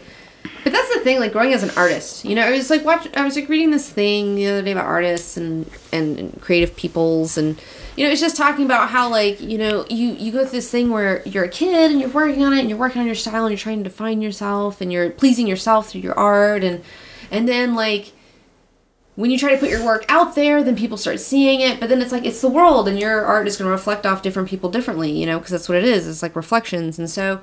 You know, not everyone's going to like it, and so you're going to be really weirded out by that at first, but eventually you get used to it, and then, you know, and then you realize later on that's just natural, you know? Like, but the thing is, it starts off so personal, and then when you start putting it out there, you have to let go of that personalness, I guess? I don't know. Yeah, but we spent a lot of the time in the year experimenting on what we're doing with the show and figuring it out, and that was abrasive a little bit. But like I said before earlier, I think we figured it out now, and we're going to be a little bit more streamlined moving into 2014. Well, we still might be a little willy-nilly here and there, but... That's true. Well, one thing we learned... There's no guarantees on anything. There are no guarantees is one thing we learned. Yeah. It's like, that's what we need to put in new show trailers and say, we're not a corporation, we're artists. Same Burger King. Yeah. Dude. Like... Can't have it your way. We're going to promise things, and then we're just not going to do it. Like, that's going to happen. Yeah. And we still haven't gotten around to that freaking Ancient Aliens. Oh, dude, show. I know, and I'd love to get back into that. Like, Right, but you know, it's weird how you get so sidetracked by just the chain of videos you make. Well, that's something else. We've learned though this year. Is like this summer, like I said, this is our first real year of doing this like professionally, right? Yeah. So this summer, like we're like. Kind of let the fans drive us a little bit. Well, it's like, okay, we have to do a review of Iron Man 3, and we have to do a review. That's the next biggest mistake, is listening to anyone that tells you what they want and doing it for them. Huge mistake. This goes for any artist. Never listen to the viewers. Never listen to your fans. Do what you want. I've mentioned this before, and I will say it again, because this was my advice. But Henry Ford, one of his greatest quotes was, if I had asked people what they wanted, they would have said faster horses. Yeah. Absolutely. And so sometimes you just don't listen to those people. Yeah. Absolutely. If you listen to your viewers, they will drive you right off a cliff. And so, like, next summer, it's like, we know better. Like, we're not going to review every big movie that comes out. We're not going to review bad movies that we don't like. We're not going to put in a lot of effort into reviewing something that we don't like, because it's just negative. Well, we're not really going to gear ourselves towards reviewing movies that just came out anyway. Yeah. We're going to start doing more of epic reviews about stuff that's like the significant art, in our opinion. So basically a lot more House 2 stuff? Yes. Yeah. Yes. Sweet. But a lot more honestly, of, like, the catching fire videos and a lot more of but honestly, Prometheus House 2 is kind of was the experiment for epic reviews. Like that's kind of the genesis of it, where like we tried to break down an entire movie, and so like that went successfully. So now we're kind of going on to the next stage when we're doing this big catching fire review. See how that goes. I mean, it's very, we right, see and how I think things... that will what we're going to start doing next year will like narrow us into our own field, as opposed to there's so many other YouTubers doing similar things to what we've been doing. Mm-hmm. There's so many people doing movie reviews. Yeah, it's like, why do you need another movie reviewer? Yeah, and why do you need another person talking about why this movie sucks? There's so many people talking about movies that suck. Yeah, let's go the other direction. Yeah, let's celebrate art. Let's talk about the stuff that's great out there and why it's great. And if there's nothing great that's out right now, let's talk about something that's great from the past. There you go. Yeah. There's always something great to be. Like I just fucking started freaking out about Lair of the White Worm. Like, I don't know, I just watched the movie and it's like, hit me. Then again, me saying that, there's a conflict because we have to put out enough videos at a certain time. And that moves into our next big fail of the year, which is the YouTube changes copyright laws that they are implementing. No. Boo! It's going to have a huge impact on everyone. And we're not even entirely sure exactly what that impact is going to be. It's supposed to start really hardcore in January coming up. And so far it's been lame, though. One thing we've realized is that, if you don't know what these copyright law changes are, I guess we should say. Yeah. I actually kind of talk about it a little bit because I've been watching from the peripheral for you guys, and also I kind of watched some of the other YouTubers, and there are so many people who make a living off of YouTube. Yeah. And I'm not saying like make a gargantuan amount of money, but like how cool is it that if you don't live in LA, you probably could like easily live off of YouTube money. If you're living fucking back in Huntsville, Alabama, where I'm from, you could totally live off of YouTube. But guess where most of the people who are creating this content live? Right, in LA. Major metropolitan cities like LA. Where your cost of living is double of anywhere else. It's $1 billion. But it's really funny because I've gone and watched like other people make entire videos talking about like, my show just took a huge hit this week. Yeah. And I think it's unfair to artists. So keep going. Yeah. Right. Basically, the crackdown. We got it. There's a conspiracy theory about all right. I don't want to get into it too much. Let me take over. Well, here's the thing. Nobody knows exactly what's going on. That's true. We talk to Maker, our representative between YouTube. Yeah. And they don't even know what's going on. Yeah. And they take like 5 days to get back to you about any question. Yeah, it's crazy. So here's one side of the coin is that people think that it has to do with people uploading full TV shows and movies to YouTube, and YouTube trying to crack down on that because the corporations are so upset because they're afraid that piracy is going to ruin the movie industry or the TV industry just like it ruined the music industry, which is understandable. It's a legitimate argument. That's a legitimate argument. On the other side of the coin, there's people believing that they're doing this because the corporations are evil and they're trying to just scrape every penny out of it. They're going through an entire haystack to find a needle. You know what I'm saying? Like they have to go through each individual thing to find one fucked up thing. And it's like you're punishing more people than you're shutting down people who are making a living at this point. Well, and the thing is, are they monetizing these videos? I don't think you were allowed to monetize those videos in the first place. Like, are they just shutting them down who aren't being monetized? Yeah, well, they only started monetizing videos like 3 years ago or something. I don't know. That's the thing. You don't know. Like, it's all a new wild, wild west, crazy. And anything could happen. And basically, like what they're talking about when it comes to new copyright laws, say a video is made, and off the top of my head, because we know nothing about video games, someone reviews a video game. And they're showing clips from the video game. Yeah. And somewhere in that video game is a song that someone worked on and made the song happen in the video game. So now that you're showing that clip for your show in a review, that person who wrote the song is now entitled, quote unquote, to the revenue from the review. Yes. And the people who made the game, too. Because the game clip will also flag. So the video and the audio will both be flagged. And you can get flagged by two people. So are they 50-50ing your things while you get nothing? You're doing the review and say it's a 10-minute review. And for the sake of argument, you use a minute of video game and music footage. Now, wouldn't it be fair to say, hey, 10% of my video is your stuff? Right. So here's 10% of the monetary. It would be fair, but there's no. That's the problem. There's no fairness to it. It's a robot coming in and flagging. But which is why I set up that argument. It's like, but the thing is, it's not there's working like something like 30 years of YouTube video content uploaded every day. I don't know. So no one, and like, literally, the thing is, no one can be hired to watch that much stuff. And the thing is, too, in January, though, I was just making up something. I know somebody got the right numbers, but whatever. Right.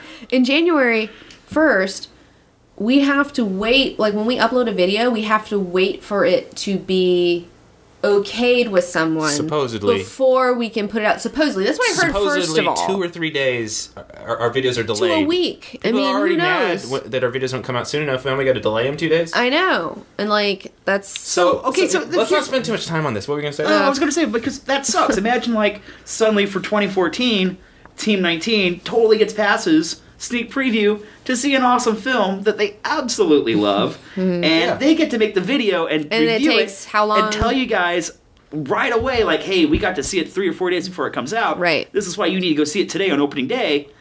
And you can't even do that because of this new system that's in place. It's really that's stupid. Crap, it's man. punishing everybody for just a few people. Then again, this is what we think is happening. Nobody knows for sure, which is also crazy. That's the thing. Every time I hear about it, I hear something new. The Obama administration and laws being passed under the table. It's crazy. All There's the stuff a lot that's of going weird on. stuff going on. But seriously, I'm urging people that are listening to this that if you support YouTubers, if you are an active viewer and part of the YouTube community, to go do some research and kind of get educated on this. Yeah. And I would love to see opinions or hear opinions in the comments section. Well, here's what I was going to say. This was all leading into the fact that we might have to change our operations severely next month. And one thing that we're going to do, starting next month, we're basically taking the month off in January. Yeah. We've worked all year, every single day of the year.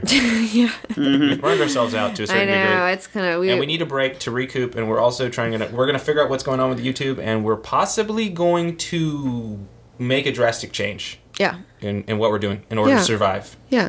So we're taking a break because we have to, and we need to. Yeah. And then in February, I might have to take another break, because January isn't even a break month. January is like strategizing month and like getting some weird shit done that we're not ready to talk about. Yeah. So even then, like in January, we're not even really taking a break. We're like doing this whole war meeting As opposed to us continuing what we're doing and finding out that we're making $0 from it. Well, yeah, right now too, it's like in January. And our show being over because we worked. So we have to take a break. No, in January too, it's just like you have really bad ad revenue. So it's just like really sucks. So basically January is just going to be like a giant like creative summit. I think so, yeah. It's a giant creative summit. And then hopefully in February I can take a giant creative fucking vacation. I'll just go ahead and say, should I go ahead and say this? We might jump ship. Well, yeah. I mean, there'll be a place for us on YouTube, but we may be involved with other platforms. We may be involved with a couple of other ideas. We'll see how things go. Yeah, no promises, no guarantees. Nobody knows for sure. Everything's willy-nilly. Yeah, the world might change. Yeah. Start gathering your supplies for the apocalypse. We'll lead you out of the desert. It's fine. All right, so what are the other fails of the year? You've offended a lot of people this year. No, I haven't. Again, I'm not calling this a fail, man. Yeah. Good. Well, okay. Haters gonna There's hate. the happy column and the not happy column. Yeah. Whatever. So let's talk about the people you've offended this year with certain comments. Oh, gosh. I guess it's really easy to offend people on YouTube. Well, look, I can boil it all down to one single problem, but you go ahead and you tell me who I offended. Okay, let's start. We'll go from 4 to number 1. All right. The least offensive thing was you offended a lot of people about Guardians of the Galaxy, which you still haven't resolved. Okay. There's a whole forum online. People angry at you about Guardians of the Galaxy. Oh, no. Oh, gosh. So you've really got to get around to reading that comment. I can defend myself, no problem. Yeah. I got it. I got this. You offended a lot of people recently about what you said about Spider-Man. Oh, Peter Parker and Venom and Eddie Brock and the whole thing. So why don't we ask our resident Spider-Man expert? Yeah. Are you okay, offended? so set it up. Okay, so I said that I don't want to see a Spider-Man Eddie Brock Venom movie. Correct. Because I think Eddie Brock is a vindictive woman. He's a woman-scorned character. I think he's And this comes silly. out of a conversation that you and I had a while ago. Yeah.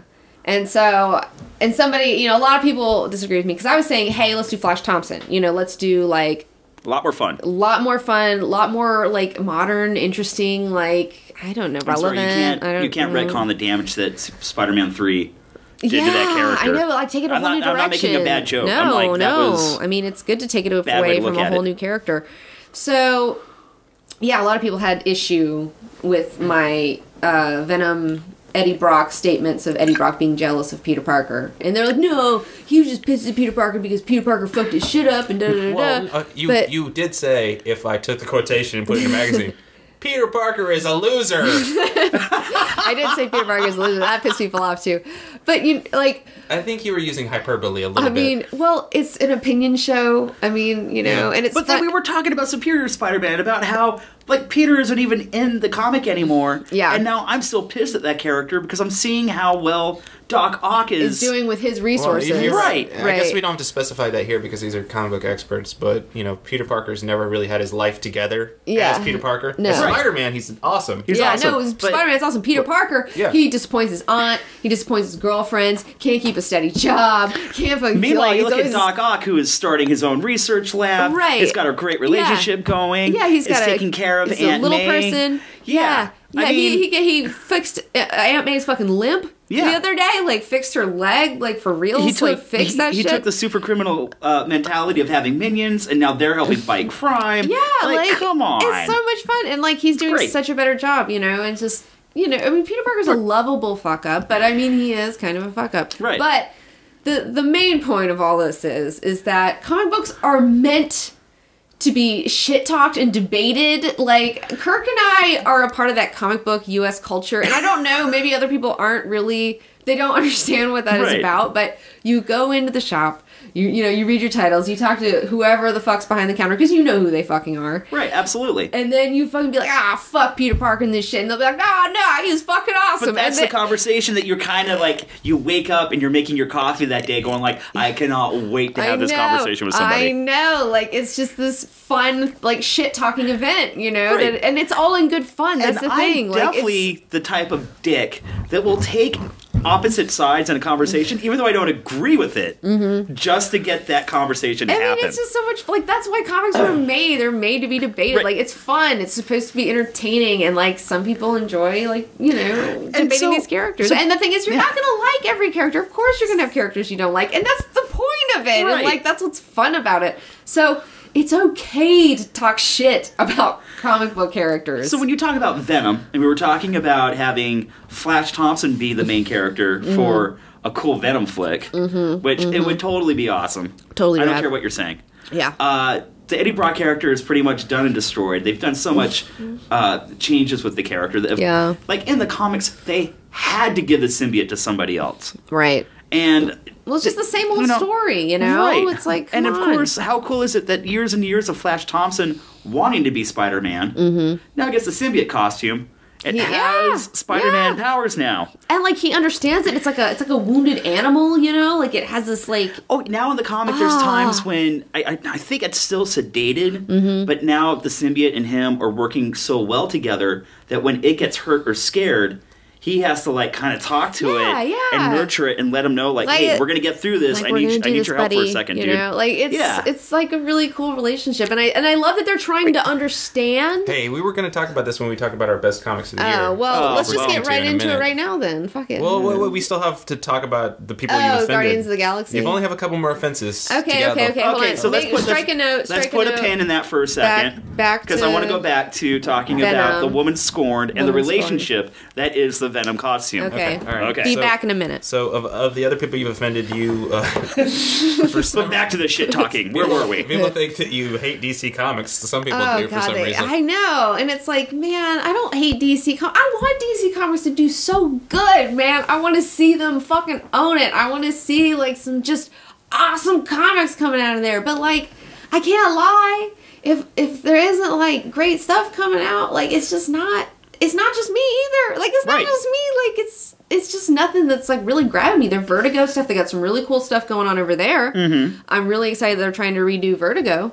But, and the thing is, it's just, like, if Marvel was doing this, like, if Marvel had some, like, major fuck-ups, I'd be like, I wouldn't be talking about Marvel either. Right. Yeah, but to be fair, I see you buy a lot of DC comics. You come home all the time. Yeah, no, reading a lot of I have comics. DC and I have Vertigo comics. They just haven't blown you away this year. No, they've Like some of my favorite titles from 2012 have kind of lost steam this year. Yeah. I mean, like Batman's been good, but I mean, Swamp Thing lost steam. I feel like Jeff Lemire, Animal Man lost steam. Kind of, he had something going with it. Justice League Dark lost steam. Lost steam. Yeah, like these were all titles that we were really excited about. And it's like, and I want to be excited about them, Anyway, but I can't lie. And then Batwoman. Batwoman was a title that was fucking awesome. And they ruined it, and J.H. Williams left, and that was a big bummer. I mean, right, but so truth be told, you're saying that there's a lot of like changes going on in DC right now, so it's in a very tumultuous state right now. And I don't think DC is failing. I think DC is still trying to figure out what's working and what isn't. Right. And when you do a huge giant revamp like they did 2 years ago, I'm sorry, like you can't, it's hard to have the argument like, well, it's been 2 years. Like, no, fuck you. That's been decades of continuity that they've had to handle delicately for hundreds of thousands of fans. Yeah. And so they're still trying to find their footing. The continuity monster is a difficult beast, okay? Right. Like, and there are no perfect answers for any, like, continuity. And I'll give you this. I've been proven wrong. The Forever Evil miniseries. Ugh. Apparently, like, I'm going to have to give it a shot. I've Really? had plenty of people go, you might want to look at it. I know. Really? I know. Villains month. Well, there was Villains Month. I want Forever Evil. That's what I'm going to read. Okay. But, like, I do think it's a little ridiculous that they had a miniseries within a miniseries. Well, this whole thing was spawned because I was saying that you went on DC All Access show earlier this month. Like, some of the comments. A surprising amount with thought that you hated DC for some reason. Yeah. Trying to sabotage your career. No, man. Like, I want DC to Don't have her back on. She hates DC. Like, I want DC to do great. Like, nothing will make me happier than DC just, like, pumping out fucking amazing titles. I was surprised by those comments. Like, why do people think that? And I was trying to go back to our episodes and figure out why did people think you hate DC? And I guess it's this conversation we're having right now. People interpret this as meaning you hate DC. If you're critical towards the business at all. When you want to see someone succeed, apparently that means bad things. Well, yeah, it's like I'm not a yes man. And I've never been a yes man to anyone. And I won't be a yes man to Marvel or DC or Image or anyone else. Right. Like, it's just, if you want us to only talk about things we like, well, we do for the most part, though. Yeah. Well, and the Guardians of the Galaxy people, okay, this is what I meant. All right, you Guardians of the Galaxy people. I'm going to speak on behalf of the Guardians of the Galaxy people now. Kirk's got your side. Yep. Okay, I didn't mean that they were, like, throwaway characters, but I'm just saying, like, it would be totally awesome if they killed off all of the characters in a movie. Who would see that coming? I would, like, that would be amazing. Yeah, but you're speaking in terms of cinematically. No one's ever done that before. I'm not talking about the Guardians of the Galaxy themselves. They're amazing, wonderful characters, I guess. They're Rocket Raccoon rules. Well, no, I will say Adam Warlock is, a Guardian. Considered a Guardian of the Galaxy at some point, and I like Warlock, so it's like I'm down. I would love to see Adam Warlock in a movie. I'd be really fucking stoked. I would be really excited to see Adam Warlock. So yeah, I'm not against Guardians of the Galaxy. I was a bit ignorant when I made my statement because I haven't done a lot of cosmic Marvel stuff. I've done a little bit, but I've been dabbling. I did the Adam Warlock thing and I really enjoyed it. So we all love the Infinity Gauntlet. Come on. I mean, it's we good. all love Thanos. But it would be fucking surprising if you had a whole team just destroyed, and then the character keeps going on to the next team for the next movie, because that would set the stakes so high. Right. That would be, man, like, this guy's a badass. He's already killed 4 people. That would be...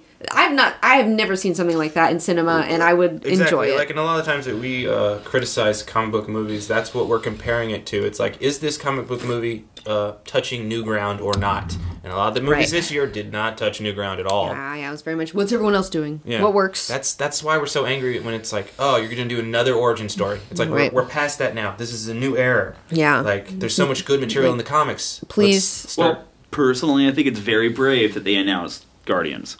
I think it's awesome. No, it's my most anticipated Marvel movie at this point. Oh, yeah. I look forward to that more so than the X-Men movie. Oh, that's not really Marvel, it's Fox, but or the Ant-Man. I mean, I'm interested to see what the fuck happens with Ant-Man. Hey, Paul Rudd.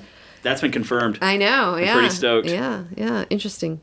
Interesting. All right, which leads into our final and last thing that's a fail of the year. God, we have another one? Jesus. Yeah, this is the biggest one. Gosh. Oh. This is the biggest one. Oh, I almost forgot. We reviewed a movie that we were not interested in reviewing, and we did it because we got asked so many times to review the movie. Pressure, I said, no, and we've got other things to do. it was my fault. I said, I don't want to puss out. I don't want to look like a pussy, so let's do it. Fuck these people.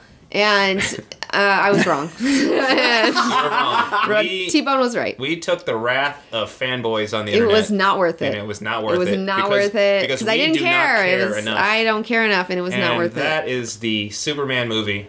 Yeah, Man of Steel. Yeah, so we made a review. It ruined a date of ours. It even ruined a date. Yeah, we made a review I had to episode go to of it in July. Hello? I had to go to Fuddruckers instead of some other really good place. Like, I don't know how. Wait, it really ruined a date? Yes. Like someone came up to you and was like... No, we were doing this Plopcast, and he asked Darren about, fucking Man of Steel. And she's saying it went overtime. And we went overtime, and so we were late to getting there, so we had to go somewhere quick before the movie. We had to go to Fuddruckers. It was disgusting. Let's back up and talk about... Let's talk about how this whole thing started. So, we saw Man of Steel, and sorry, but we did not like it. No. And you tweeted this movie, you didn't like it, and like so many people got so upset I wasn't immediately prepared on for Twitter. it. I didn't know. Right, and so you decided, let's make a review episode. I was like, no, why? Let's do something that we care about. Anyway, we made a review of it, and because we didn't have the time and didn't care to make a proper review, we kind of just aggregated all the reviews from everywhere. Right. To be like, because people were just attacking you unnecessarily. It's like, right. We were trying to show that lots of other people have the same opinion we do. Yeah, it's lots of other reviewers that we respect, so we showed you that. Mm-hmm. And that upset a lot of people. And I can agree, the video was not our best video. It was not convincing. We don't even have it up. You took it down. People tweet me about it all the time. I'm tired of hearing about it. I don't care anymore, and I wish that people would let it go. But still, it's been nearly half a year at this point, and people will not let it go. Why is everyone on the internet coming at us? We're the people that care the least about this. This is one superhero movie out of 20 movies this year. It just wasn't for me, okay? It just wasn't for me. If you loved it, good. Go buy it, watch it 100 times, but you're never going to convince everyone in the world that this was the best movie of all time. Shut up. Get it out, baby. So that's said and done. I want you guys just to... There's just so many people that are so angry and think that they can like force everyone else to realize this is the greatest movie ever. It's very... Now, can I take the other side of the coin argument? I have taken it upon myself to tell people how fucking stupid they are that they like that film. Aww. I don't care. All right. So here it is. You leave them alone now. Come after me.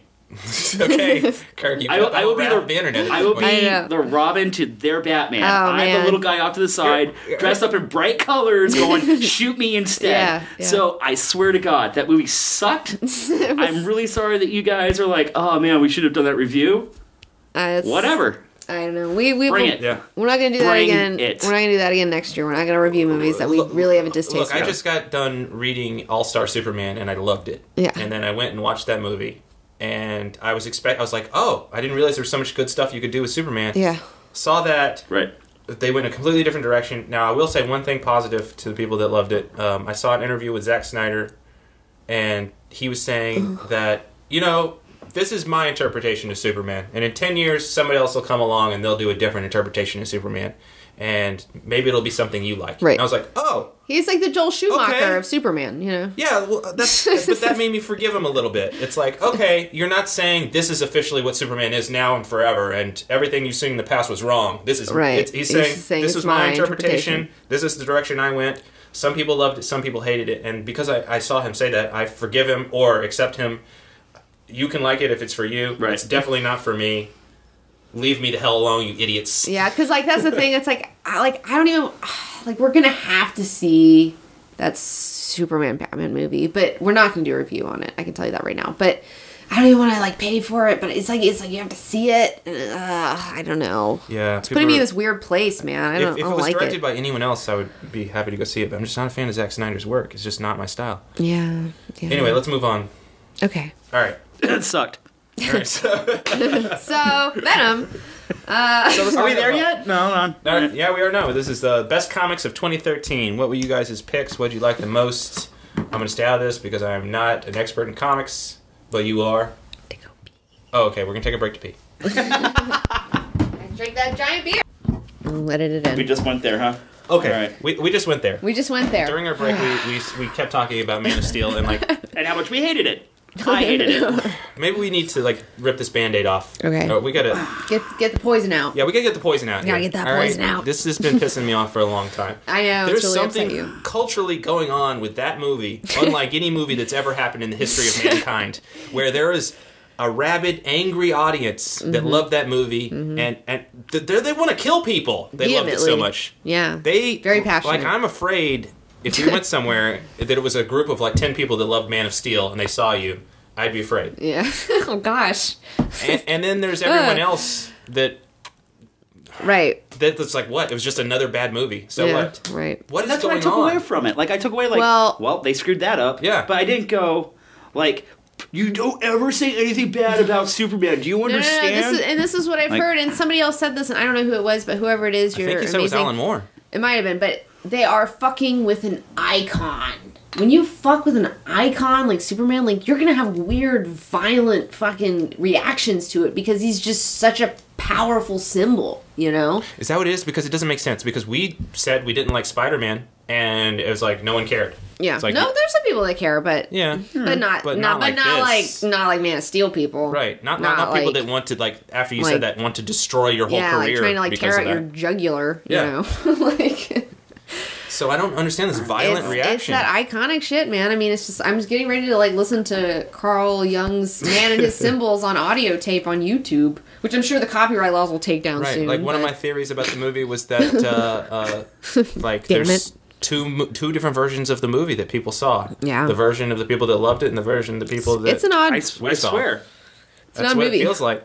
It's an odd movie. It's completely the most polarizing thing It's that's ever very happened in the polarizing. history of mankind. Very polarizing. The movie was horrible, man. It was so bad. Guys, honestly, like, I don't know. I'm so glad that Oh, yeah, watch Superman the, is nothing more than just throwing big punches and shit blowing up now. Like, I'm so sick of that. There was absolutely no story. There was no humanity to it. And, like, all of the 10 minutes that you do where you're trying to convey, like, a really good story, and you're using, like, a small, like, hand cam to express, like, these small little intimate moments. And I'm sorry, you can't... Zack Snyder cannot do that. He does not know how to direct a story. He does not know how to direct people. He has a hard And so time that's with why you actors, fill it up with an hour and 45 just- minutes of crappy action you because know, he can't tell a story. I love visuals. Okay, I love visuals. I love visuals. I'm a visual person. I want Zack Snyder to work on films, but I feel like I'd like to see him direct with a partner director who, like, does the other stuff that he can't do. Because this thing is, like, I couldn't direct a movie by myself. Right. Like, I think me and Tyson could direct a movie really well because, like, I do the things that he's not good at and he does the things that I'm not good at, you know, like, we kind of balance each other out. He just needs someone to balance him out. Well, look, he's an amazing cinematographer. He is an amazing cinematographer. And I'll totally cop to it. Like, totally, 100%. I'm not the biggest fan of Sucker Punch. I never even saw it. But I popped it in about 3 weeks ago, and I just skipped to the fight scenes, the fantasy fight scenes. Yeah, it's just like fun background and shit, it's you know? so much fun to watch that shit because, like, out of context, without a story, it is phenomenal to watch. Right. It's It's a fun so visual. cool. Yeah, totally. And then when you try to bring it back to the story that you try to infuse in that, right. I'm like, what the fuck, man? Well, that's the thing. It's like, I love that. And the thing is, like, you know, in The Watchmen, like, he was so close in some areas. Like, sometimes when he was going, like, that first scene where the comedian is killed by the person that you don't see, he nailed that fucking thing. Like, he nailed that moment. But there's just all these other things in the movie that just... And threw it off so hard, and it was so unfortunate because, like, there's some things that he got so right, but other things that he really didn't get right at all. And Cthulhu, forgive me, I'm sorry, Alan Moore. I am the guy that I walked out of Watchmen going, wow, that's as close as they were able going to get to the graphic novel in cinematic form. Good on you. Like, I walked out of... he really tried. Yeah, I walked out of Watchmen it was like... a fool's errand. It was. But, like, at the end of that, I was like, you know what? Good for you, dude, because that looked great. That was the closest you were going to get to it. You know, but the whole thing, like, he is so good at visuals, but then, like, keeping the whole visual aspect together, that movie where it's like, you had cars from now, you had music from the 60s, you had clothes from the 80s, it's just like, where are we in time? Like, it was just so bizarre. Let's not get into details. Sorry. Yeah. I'm getting the last thing I want to shit. say is, like, the best thing I've seen someone do is the Honest Trailers Man of Steel video on YouTube, which really just... in 2 minutes hits nailed all. it for you. Yeah. Really summed it up for you. It's like, oh, good. Someone, like, realizes what's going on. Prepare for a mopey, violent reboot guaranteed to depress adults and frighten small children, where one of America's greatest icons, Superman, is played by this Englishman with the acting range of a crumpet. Who are you? I am your father, Cal. That's my name. But my God, what a beefcake. Yeah. Because I halfway wish that I could take the time to, make a video about all the things that were wrong with it, but I don't want to put a negative video out anymore, and I want to forget the subject, and we're probably talking about right now is a huge mistake. Like, sorry, that was my fault. Again, it's all Kirk's the hate fault. mail to It's Kirk. all Kirk's fault. Please address it to Kirk. I really don't care. Care of Kirk. It's really hard to have an opinion. KirkLikeStuff.com. It's Kirk like stuff on Twitter. Yeah, please. And here's why I Let's don't read mind. your Twitter reactions. Yeah. And here's why. Because it's really hard for me to get my feelings hurt by a bunch of people that don't understand what a good flick is. Well, Okay. Boom! well, this is my thing, okay? It's just like, these are fictional characters. They were made to be debated. Yes. It's the whole point of it, because nerdos like to debate stuff. I like to debate stuff sometimes in a friendly environment. So don't take it so goddamn seriously. That's the fucking problem. And this is coming from fucking Comic Book Girl. It's my fucking job to read comics, and I'm telling you fucking guys not to be so goddamn serious about that's it. what I think is funny about it. It's like, hi, my name is Comic Book 19, and I hated Man of Steel. like, well, it's just like, people like get all upset when I say like I don't like this character, but it's just like that's what people do. Like, that's the whole point of it, is to just And like I love argue. Superman. Like, it's supposed to be a fun. Yeah. You're not supposed to take it so seriously and be like, you've hurt my feeling. That's my blah. It's like, no, man. It's just like a fun thing that you do in your spare time. It's a hobby. It's like not like your clan. I don't know. Okay, all right. Seriously though. Seriously, moving on. Dude. Moving on. Which, by Dude. the way, if you're arguing about this right now, the biggest fail of 2013 was that video. You guys should have never said anything. Right. bad We should about it. never, and then we wouldn't be talking about it right now. Right now. But just for And the record, it's still a day before New Year's, so it's still within the 2013 fail. Right. Even if you hear this so in 2014. Right. We recorded this in 2013. So we're done. We're good. We got it out. Got the poison out. Right. This is the last time anyone will mention the word Man of Steel. That's it. It's That's done. it. That's Done. it. That's Done. it. And I will cut it out. If anyone ever says it again, it's done. It never happens. Fair enough. See, the thing about that movie was that. All right. So, what are you guys' favorite comic books of the year? All right, so let's get back to Superior Spider-Man. Okay, so Superior Spider-Man Right, definitely you have a on top bunch of that comics. list. Spider-Man first. Go. All right. Okay. So we've Doc talked Ock about- is in the body of Peter Parker. Peter Parker's been banished. He's gone. Done. They're not He's even done. touching the character right now. He hasn't been in there for a long time. Correct? And essentially, they've been putting Doc Ock through his paces. They've been showing him the same things that Peter Parker's had to deal with. Right. Where it's like, he's got that girlfriend that he's constantly having to ditch on, that he really does care about. Like, he is doing that thing with is her name Anna? Is that it? Yeah, it's Anna. Anna, yeah. And she's like, a little person. Oh, It's she's adorable. so cute. I love it. And thanks, George R. R. Martin. You brought that to life. Totally. So, he's got that whole thing. And then the whole Venom deal that's going on right now. The Superior Venom shit is Very cool. fucking really cool. Although, there's 2 issues that I bought, and I cannot find them for the life of me, that I've been meaning to read, where a girlfriend of Doc Ock's past tries to kill Spider-Man for killing Doc Ock, but she Correct. doesn't realize that Doc Ock's in the body. Right. So I cannot find those issues. Oh, Were I they have them. good? I'll loan them to Were you. they? It was fun. Okay. Because the way Doc Ock handles the situation showed like really big, awesome, huge heart. Yeah. Okay, good. That was so. I'll leave it at that. All right. And then this thing, like, I love Dr. Octopus's heart, man. Like, he really tries. Like, he's really thinks that he's, like, trying to do good and, like... And he still has the arrogance and ego. Yeah, he still has his flaws, but, Right. like, he's fucking really trying. And, like, I just love that. Don Slott has been knocking it out. I've been saying it before, and I'll say it again. Mm-hmm. Again, somebody who has been handling internet criticism, and he's been getting so much for it. Oh, I'm sure. Has been handling it well by just showing everybody up and running one good issue after another. Oh, dude, I love that, like, spoiler alert, it's called Darkest Days or something like that. Anyways, the Venom symbiote comes in contact with Superior Spider-Man. Right. And so now Dr. Octopus has got this shit. He's got the Venom symbiote. And he's like, oh, Peter Parker couldn't handle this, but I can totally. And it's like, no, you fucking can't, bro. Right. Like, this is totally gonna. Like, I love how he's having to face the same things that Peter Parker had to face. Totally. Like, now that he's in that body, like, he's doing the same fucking trials. And it's just so awesome to see. Like, it's so much fun. And I said before, and I'll say it again. Peter isn't even in the series right now, and I'm pissed off at him. I'm pissed off at Peter Parker because he wasn't able to handle these situations as well as Doc Ock handle business. Right? Yeah. So the whole thing about the Venom was that originally it was created by McFarlane. Well, he's a co-creator, but there's a lot of speculation about that. I'm not going to get into it.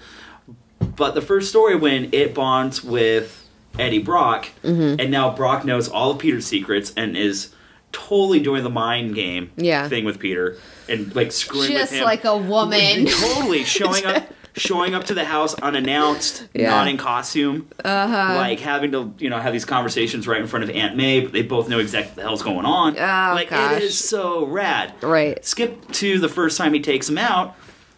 In the issue, they fully say Peter Parker has like the thought bubble and goes, "It's weird. It's like the symbiote still, quote unquote, in love with me." Yeah. And so there's this big deserted giant throwdown on the beach type scenario, like full on Kill Bill. Yeah. Or like the scenario that we want in Kill Bill. And he strips off his Spider-Man costume and finally just kind of screams at the symbiote, not necessarily Eddie, and goes, "You want me? Take it. Yeah, come and get it." Here we go. And he lures the symbiote away from Eddie because technically it still wants to be with Peter. Peter was the one with the power. Yeah. Peter was the one that instilled it with the new spider-like abilities. Yeah. And it starts crawling back to Peter, and that's when it separates from Eddie. And that's how he's able to defeat them the first time out. Tell me that isn't a woman's scorn. That and not is only totally that, woman's scorn. totally kind of screwed up that Peter used that to his advantage to defeat them. You dog, Peter Parker. Just gonna disappoint the symbiote too, huh? Just another notch on your bedpost. So when 19 said woman scorned and people were like, "Oh, you can't describe it like that." Wrong. It's totally like that. Yeah, I got this information from Kirk. Thank you very much. Yeah. And he is the expert, spider expert for sure. Yeah, man, it's like I love the Flash Thompson relationship with the symbiote though. I really do. Like, I think it's so cool that like the symbiote is like some alien life form that we have no understanding of. We have no idea how to communicate with it. So obviously we're very hostile towards one another. Correct. So like Flash is developing kind of a bridge with this alien sentience and like kind of starting to communicate with it, right? On a real level for the first time. And I just love that idea where it's like, as humans we're always like, the enemy, aliens, and it's like, no, it's always communication, It's like if you can communicate with people and you can like, then there's usually not a problem. But when you can't communicate with people, that's when like people have wars and like shit gets bad and murders happen and all sorts of things. So I don't know. I like to see people like villains, longtime villains, trying to become good guys. Like it's fun. It's redemption, and it's so great. It's like let's figure it out. Let's talk about it. Let's just talk about it. So if you want to keep the whole woman scorn relationship going, you look at the Venom suit being rejected, being hurt and scorned, and then it got passed around between different hosts for a while. Right. We all go through that stage. I don't know about you. Kirk. And then when yes. Anyways, and then when it finally gets back to Flash Thompson. Thompson's always wanted to be Spider-Man, and all of a sudden, the symbiote almost kind of has like this, I'm tired of being hurt. Right. You seem pretty cool. I've been through the ringer. Right, I think you and I can work out our issues. I think we can figure this out. Because I want to be Spider-Man too, Right. Like, because he wants to be Spider-Man too. And they did play with the whole idea that Venom, the suit does take over, and it's angry, and it's got its issues, and it totally Venoms out. Yeah. I definitely think that's a healthy, I still got some anger management issues from the last few relationships. Yeah. I'm working on it. Right. I like seeing, even in the X-Men too, it's like you have so many characters, like Emma Frost, I mean, she was straight up a villain for decades, and then just turned it around, and it's just like, well, now I'm on the good team. Whatever. Like Magneto's like, Magneto's the voice of a reason, for God's sake now. Between him and Scott once in a while, I love it. I love that idea that, I don't know. I love reform baddies. I have a whole thing about it. I loved Vegeta from Dragon Ball Z, he's my thing. Remember a couple years ago when they did the Extinction Team for X-Men and Kieran Gillian was writing it, and it led into the whole Mr. Sinister storyline. But there's this whole scene where it's a bunch of the different X-Men sitting around a table on Utopia. And they're like, and we're fully like going to be like the new X-Men. We're gonna put a face on being superheroes and mutants again. And Storm's fully like, how many of us used to be mutant terrorists? Yeah, and everyone but Storm and Cyclops raises their hands. Because everyone at the table is like, at one time, part of the Brotherhood, or... Yes, and I thought, and like, it was so good. It was just so good. Like, I don't know. But it's like, I love that, I don't know, it's redemption, you know? It's that redemption whole thing. Stories are awesome. Yeah, I mean, that's something we can all relate to. We all have fallen short of our own expectations and the world's expectations, and the idea that you can get it back, you know, and become a person. It's great. I'm down. I don't know. X-Men's had a really good year. Let's just talk about X-Men. X-Men is definitely a top comic book. Move into X-Men. Yeah, X-Men's had a really great year. You know, we did that whole Battle of the Atom review, but I mean, just things have been, like, the characters have really been developing. They're doing a lot of fun, interesting things. I mean, like, fucking Eye Guy. Like, we've watched him grow. Dude, like, we've watched him grow so much, and it's, like, so touching, and he's, like, becoming a badass now, yeah, the full you know? on, so how good are your powers? Turning into, I might be kind of good with a gun. Right, like, yeah. And then you see him in that one, you know, I don't know, so some weird time travel-y bullshit story in the future where Eye Guy was, like, on this, you know, thing in the future, and it's like, yes, he made it as an X-Man. Yes, he's totally. Like, you know, it's so cool, like... I love these future X-Men. Like everything about the X-Men this year has been great. I mean, just the teenage students are fantastic. They're just bringing so much new life into the whole thing, you know? Like, it's kind of the same excitement I had when New Mutants was such a great, awesome, hot title introducing new characters. Like, I'm getting that feeling again. Yeah. Yeah, I mean, like, Bendis has been fantastic. Jason Aaron, like... Killing it. Killing it. I mean, it's just...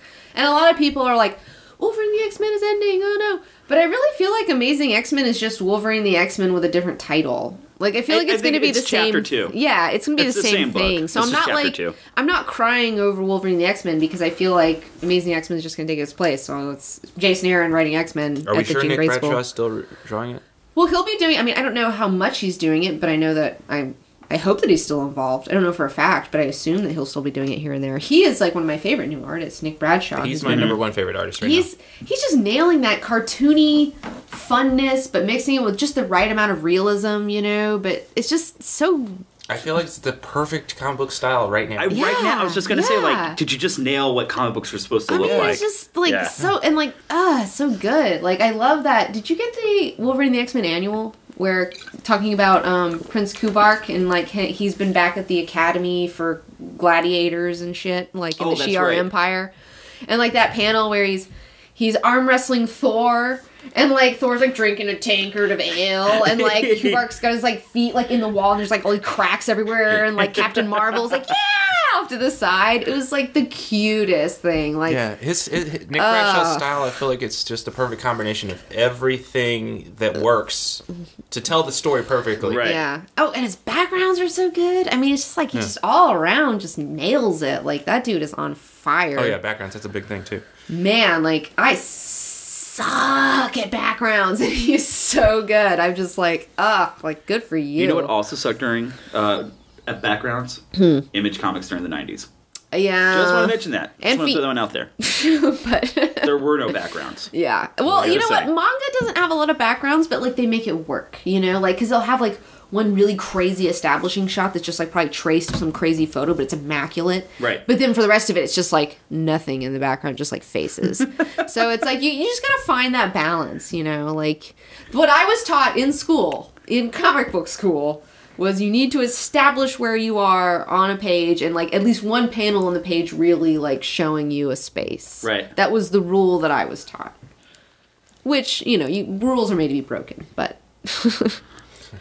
It also needs to be understood when you're reading it. Yeah. And then, so X-Men's been awesome, Spider-Man's been awesome. So you guys have what got else? Saga. Go ahead with that. Yeah, Saga was good this year. Saga is just the breakout title for me. I want to read Saga, though, like, in 5 years, and have, like, 5 years of Saga to read. You know, I feel like that's when it's going to be, like, awesome to read it. Why is it so good? I don't know.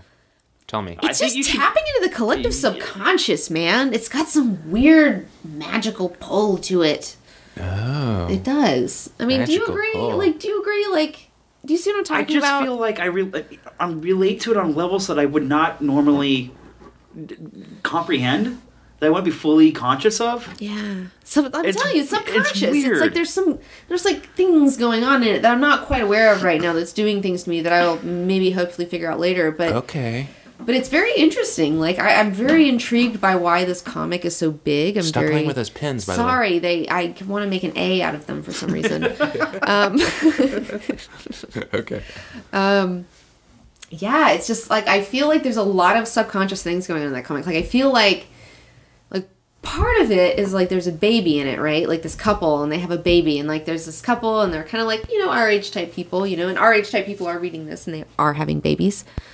But I feel like also the baby is like a symbol for like this new era, and it's like they have this baby and they're trying to keep it safe from these two warring idiot factions of this stupid war that nobody even knows why it started, and like how that's just so similar to our times right now, where it's like we have this new century and we're trying to like figure out where we're going and raise it correctly, but there's just all this fucked up stupid shit from the last century that's like retarded that's still here, and it's just maybe that's just me, but I don't know. There's a lot of stuff going on in that comic. Okay.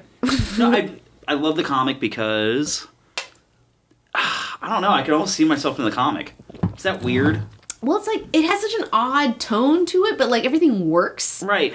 And it's almost got the Scooby Gang mentality, almost like Buffy. Yeah, it's kind of very Buffy. It does have it does kind of like a Joss Whedon-y, like just like makes you accept it really easily for some reason. Like I don't know how they do that. They're magicians, but and maybe it's because I always like to relate to characters that are obviously smarter than everybody else going on, and like everyone in the story, what's going on around them. Yeah. It's like you said, the stupid war with the stupid fractions over the stupid like misunderstanding and the stupid this and this, and like even like I'm upset at the two characters that are probably like working for the comics version of TMZ. Oh yeah, the fish guys. Yeah, the gay fish couple. I'm like angry at them. It's like, oh, why are you going to exploit this like plight of this couple that just wants to like do their? It's like I relate to characters that are smarter than the surroundings. Oh man, and that whole like scene where that whole relationship that developed with the author, the Cyclops guy with the one giant eye, and then what's his face's mom, and she's like, oh my fucking husband just died. I'm not ready to get in a relationship, but like she's totally connecting with this fucking like little old Cyclops dude like, who's also a widow. You know, and it was just like, oh, you really want to see them together, and it's like, how often do you see like a widow and a widower like getting together in a comic, and you're like really excited about their budding relationship, and one of them is a Cyclops and one of them has like horns, right. It's just like, it's crazy, but it works. I don't know, it's really cute. Okay, well, right, dude, just go buy Saga, guys. Yeah. Please support that. But that's the thing. Like, it's good to read in trades. I would definitely recommend this one in trades because, like, when you read it like one issue, it's like, it's not enough. Like it really is a 7-minute read. Like, you can take for that the people that are listening that have not yet read Saga, then great. It's a perfect time to jump on the boat. Oh, definitely, yeah. All right, so moving on to Sex Criminals is another top pick of the year. Yeah, I mean, we talked about that extensively with Darren, and it still stands. It's just... That one's new, though, right? Yeah, it's very new. Not really fair to say it's one of the best of the year, is it? Well, I just really love what they're doing. It's like like Jackson Pollock, where it's like you're doing something new for the first time, where you're just using paint to express your emotions versus like using that paint and making it into an image to fool you. You know what I'm saying? Yeah, but you've said that about a bunch of comics that you've got excited for.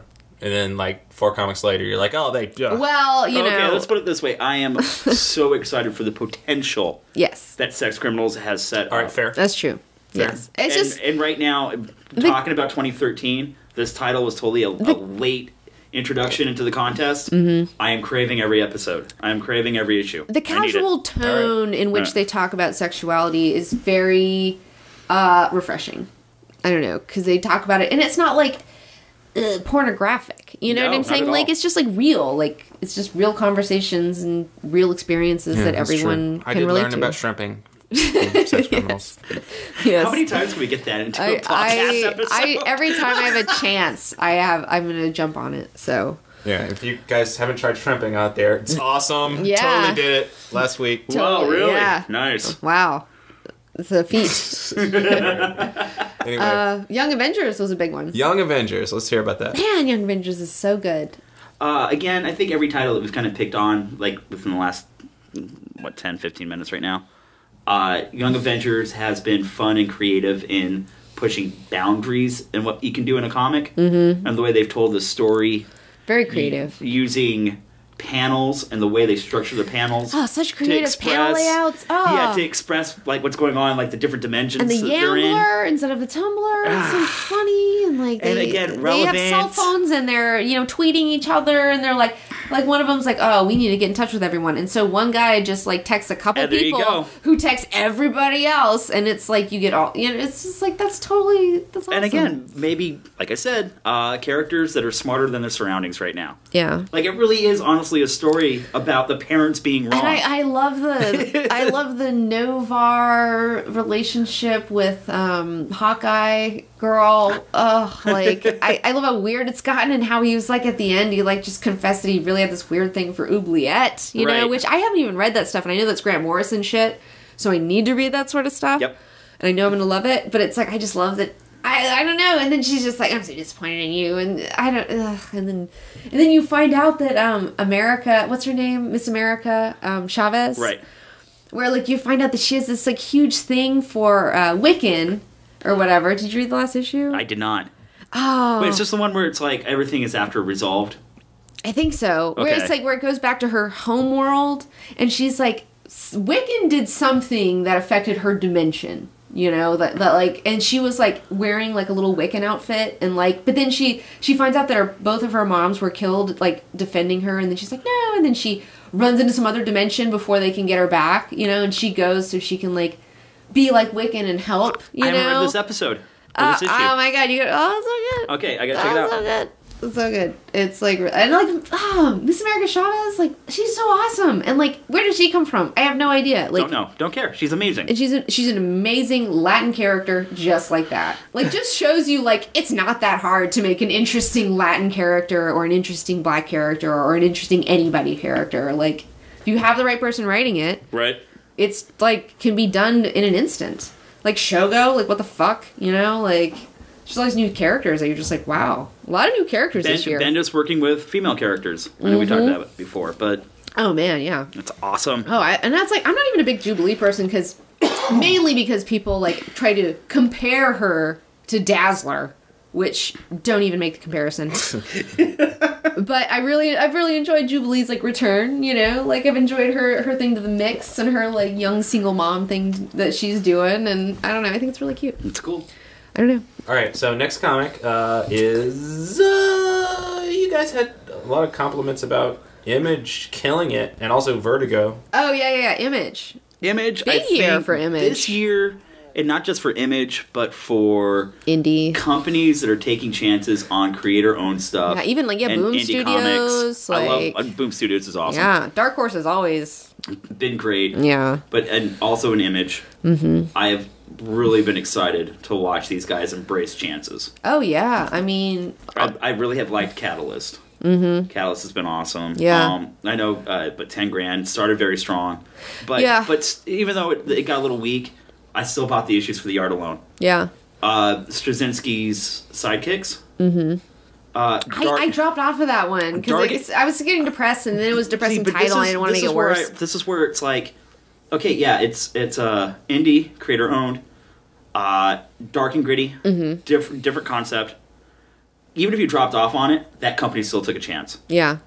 It's not like you dropped off of Spider-Man. It's not like you dropped off of, you know what I mean? Yeah. Like, that has been so refreshing to see. Also, going back to, even though it's not necessarily an indie thing, but that the Vertigo imprint is back. Yeah, no, I'm so excited that they're trying to take some chances and boost that and bring awareness to it, which is really cool. What was the Jeff Lemire... Trillium? That's it. Mm-hmm. Loving Trillium. That's been a huge, awesome I need to catch risk. up on that. I need to catch up on that because I dropped off after like 1 or 2 issues. I love The Wake. Mm-hmm. I think The Wake has been awesome. Sean Gordon Murphy. They're on break right now, is that what you said? Yeah, but January, I think they're coming back, or February. I haven't seen an issue yet, so if that's what's going on. They're halfway through, and then I believe, and I may be wrong, I'm not entirely sure, but I believe this next half is going to take place in that future that we saw with a post-apocalyptic future, so it's going to be more set in the future and maybe flashbacks of the past. I'm not entirely sure, but it sounds like it's like kind of switching gears into a different perspective. Awesome. So I'm really interested to see what happens with that. Sean Gordon Murphy is just like, he's a breakout star this year. I love his art. Man. I loved his story in Batman Black and White. Yeah. With the Batmobile. Yeah, and he just wants to work on it. And he just, I loved it. It's really cute. Yeah, I've been really enjoying his art. It's just, it brings like such a really fun like anime aspect, to it. Yeah. Like it's just like that manga look. It's just like, I love those zip tones, man. Like give me those zip tones. I love it. Give me some speed lines and zip tones and I'm there, So definitely indies. Yeah. Another superhero one that you said that you liked was Glory, which was mostly in 2012 but wrapped up in 2013. Wrapped up in 2013. One of your favorite comics. Still sad that it's gone. Yeah. It had a lot of heart. It was a lot of fun. Go look at the Glory review, guys. Yeah. If you want to know what we're talking about. Yeah, it was just Nike did an awesome video. It was so much fun, and like, I don't know. I'm sad. It was just like one of those, every now and then, it just seems like every 10 years you just find a comic that's just written for you, and like, and that was mine. It was just like, And you've got a little blurb on the back of the trade if you guys I did on volume 2. I have a blurb on volume 2. Thank you very much. Oh yeah.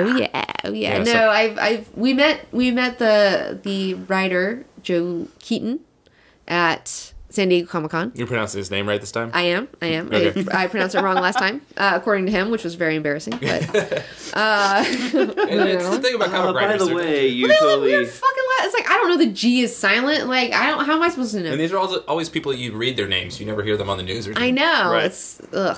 So yeah. So he was super cool, like super fabulous dude. Very nice. Yeah. So it's kind of sad to see it go, but you guys can pick it up. But it ended well. I mean, he did, like, even though it was getting ended, like, he did a good wrap up with it and everything. It had a really good conclusion to it. So, I mean, you can read it like it has a beginning, middle, and an end, so. Yeah. I liked it because, like I said, my comic book era was in the 90s when a lot of people dropped off. Yeah. And I remembered all those characters. Yeah. It was a lot of fun. Okay, so you picked Star Wars, Kirk. Yeah, I know you're not reading it, but I am.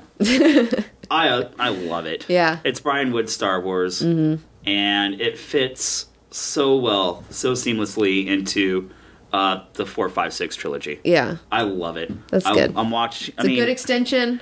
Dude, and it's just watching, it's not even watching, like, the familiar relationships that you're so used to from the movies and, like, from the Extended Universe books. Mm-hmm. It's watching characters that you normally, like, didn't even care about. Yeah. And watching their relationships develop. And I think Amy Dolan, when we had her on the first time on the Plopcast, said something, and she was absolutely right. It is the best Leia I've seen written. Yeah. Like, it doesn't turn Leia... Like, Leia never was the helpless princess. Yeah, she was never the helpless princess because, obviously, she grabs the gun and helps, like, escape, and she's a total badass. Right. But this definitely sees, like, the seeds being sown of that character and where she goes later on in the Star Wars universe. It's awesome. Yeah. And it does bring, like, an element of, like, Black Ops into the Star Wars universe. Black Ops Star Wars. It sounds dumb, like, but you're going to offer me, like, oh, wait, they've got X-Wings, and they're painted black, and it's totally, like, an off-the-books mission, and it's Star Wars? Yeah. Okay, I'm sold. Yeah, fair enough. And I really am encouring everyone to pick that up. Is that Vertigo?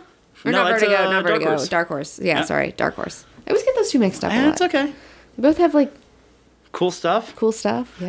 Like Sandman, Hellboy. So that's been mine. What else?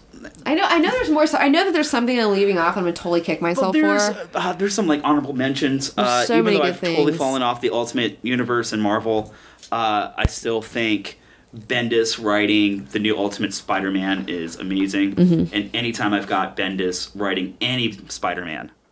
Yeah. And it's not because Peter Parker's not in either universe right now. He's writing Miles Morales. Mm-hmm. That's still been one of the most fun, like, I don't know what the sales are on it. I don't know how the comic's doing.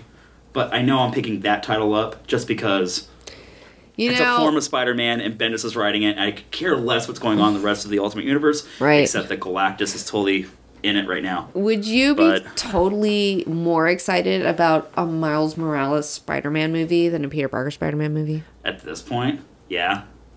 That's what I was hearing online. So people were saying, like, why don't they do a Miles Morales Spider-Man movie? And I was like, you know what? That kind of sounds cool. That'd be kind of cool. Like, that would be kind of cool. You know another like, thing that I saw about could Marvel use Miles Morales Spider-Man? That's what we talked about last time, and they didn't put it on. Oh, that would be so... How cool would it be if they totally find a way around it, and they call it Ultimate Spider-Man, and they're like, fuck you, it's trademarked, bitch. Right, or even do, like, you could have Superior Spider-Man. Do it. It's superior. Have Miles Morales show up in the Avengers. Yeah. Do it. That could be... It would be awesome. I can't believe I didn't think of this before. But, I mean, just the way Sony would be so pissed off about that. Well, fuck them. They don't know these fucking characters. Yeah. I mean, the way he's been writing these characters, now. and he brought this really great flavor of, do you remember when it was Spider-Man and His Amazing Friends? Mm-hmm. And he had Firestorm and Iceman. Yeah. Then years ago, when he brought the new Peter Parker in Ultimate Spider-Man, he totally played with that idea. He had Firestorm, and then Bobby from the X-Men came in and moved in with Aunt May, and they had to pretend he was like Peter's long-lost cousin. And he totally did an ultimate version of Amazing Friends. Really? With Spider-Man. It was such a fun read. I did not know that. Currently, with Miles Morales, he's running around with Cloak and Dagger. Awesome. And the ultimate version of Cloak and Dagger are badass. Oh, I bet they are, dude. I love Cloak and Dagger. He's running around with... I forgot. Boom Boom.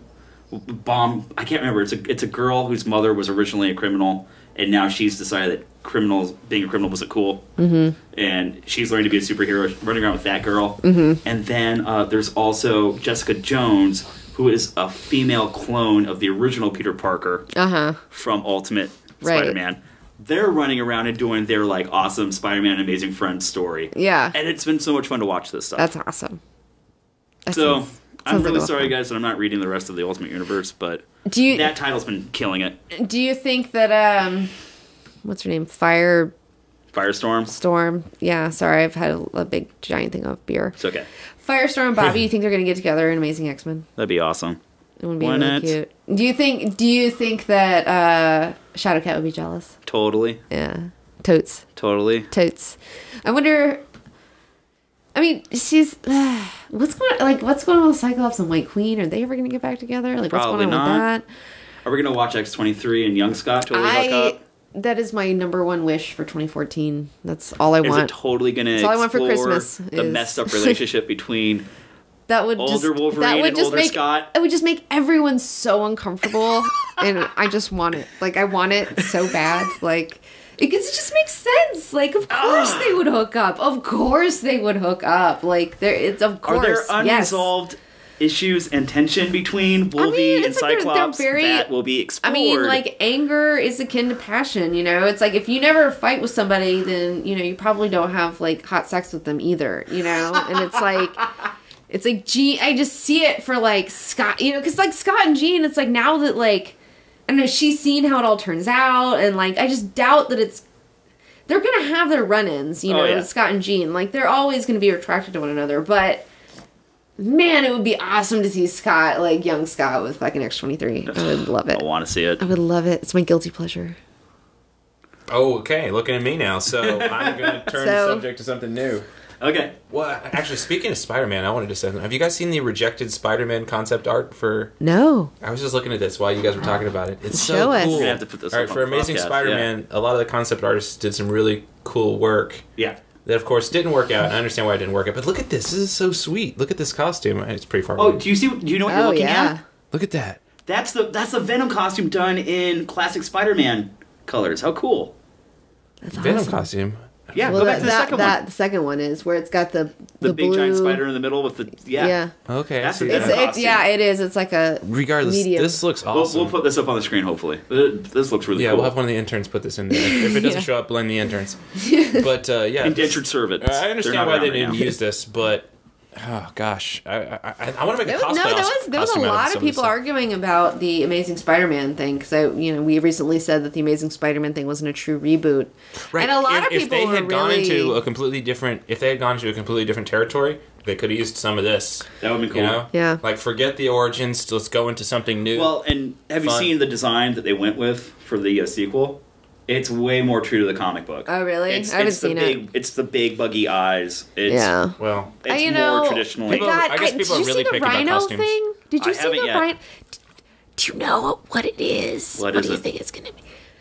I was looking up. We were looking at Spider-Man posters for our thing that we were doing the other day. They turned him into a giant cyborg transformer. He's like a cyborg transformer. What? That's like controlled by Paul Giamatti. It's not like a dude. What? Yeah.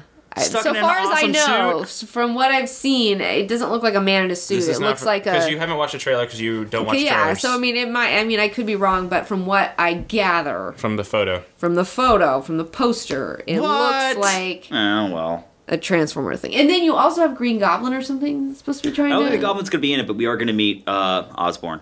Or somebody, I think Chris Can Cooper's I complain playing about stuff that looks like Transformers? Yeah.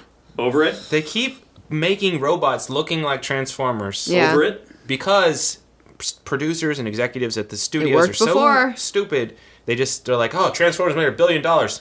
Make that robot look like a Transformer. I keep seeing that. That's what they're doing. It. Yeah. It's like, God, stop. It's time to... Transformers was not what we loved. I don't know why it made so much money. I don't know. Stop making everything look like a Transformer. Like, yeah, it's... No, everything looks like a fucking Transformer now. I mean, it's like, I'm sure that fucking... From what I hear, RoboCop's going to be a fucking Transformer by the end of it. I mean, in the 2014 one. It keeps getting upgraded. That's what I hear. I don't know, though. Again, I haven't seen it. I don't know. Correct me if I'm wrong in the comments. I want to know. It might be wrong, but, I mean, nobody knows yet, I guess. We might be wrong. For all we know, it could be great, or it could be if it is Transformer... shit, then I'm gonna be like, no thanks. Yeah, I heard he turns into like a briefcase and flies away and fights Al Qaeda or something. Yeah, I don't know, some weird shit. I'm totally going to that movie with my arms crossed. I'm not gonna give it money. Don't give it money. Don't give it money. Sneak in. Maybe. God, I hate to allocate this too. Should we? I don't want to pirate it. I don't. That's wrong too. We should just sneak in. We're in an ethical dilemma here. I know. Because we've already shit talked It's like I want to see it so I can shit talk it, but I don't want to pay for it and support it. Like it's like we don't want to support reboots. I know. Because we've said... I'm going to go. Well, because somebody worked hard on that film. You should have your phone out. Well, of course, someone worked hard on it, but, I know someone that worked on that movie through hockey. And he posted a thing on Facebook and was really excited about it. Like, look at the work that it was Legacy Effects. Yeah. Did on it. And I was like, your work, I'm sure, was really great and all, and I'm happy for your company, but... That was one of my favorite movies from my childhood, and I feel really bad about this. What did he say? I haven't talked to him since. Oh, no! Oh, gosh. You're going to get a new hockey team? Oh, gosh. Oh, no. I mean, he was on a different team, but I'll run into him again at some point in the future. That'll be fantastic. Yeah. No, that was the guy. I was trying to set up a thing so we could go to see... I was like, so you just Legacy Effects, but I pissed him off. the Legacy guy. Great. Yeah, okay.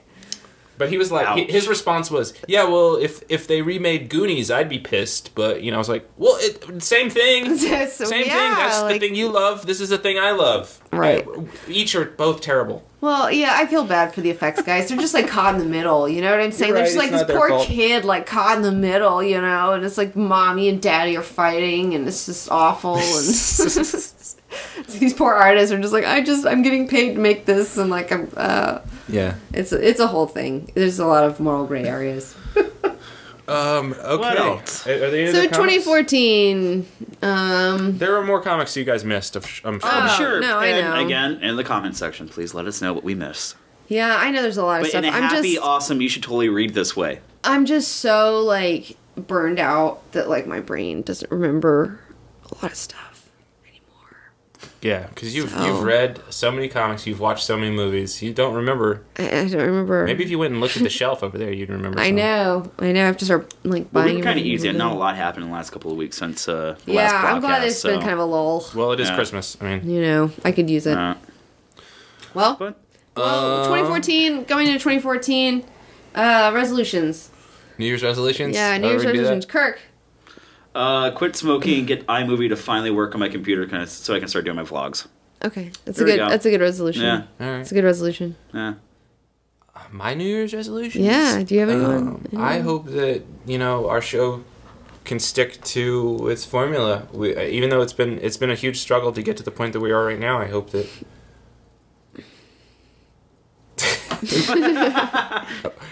Who am I kidding? I can't even say that with a straight face. You know what? We've been doing this for like 3 hours now, and I've drunk 4 beers, and I haven't drunk any beers since I went on these antibiotics for my tooth infection. So I'm really, really happy right now. Yeah, you're really doing it. I don't know what we've been talking about this whole time, but I'm feeling it's good. Gold. Plopcast gold, I tell you. Plopcast gold. I don't know. Yeah, I don't know. I just feel like I really want to take care of myself a lot better this year, Like, there you go. I just, like, my health is more important than a lot of things. And, like, I'm kind of an overachiever in a lot of ways, and a perfectionist in a lot of ways, and...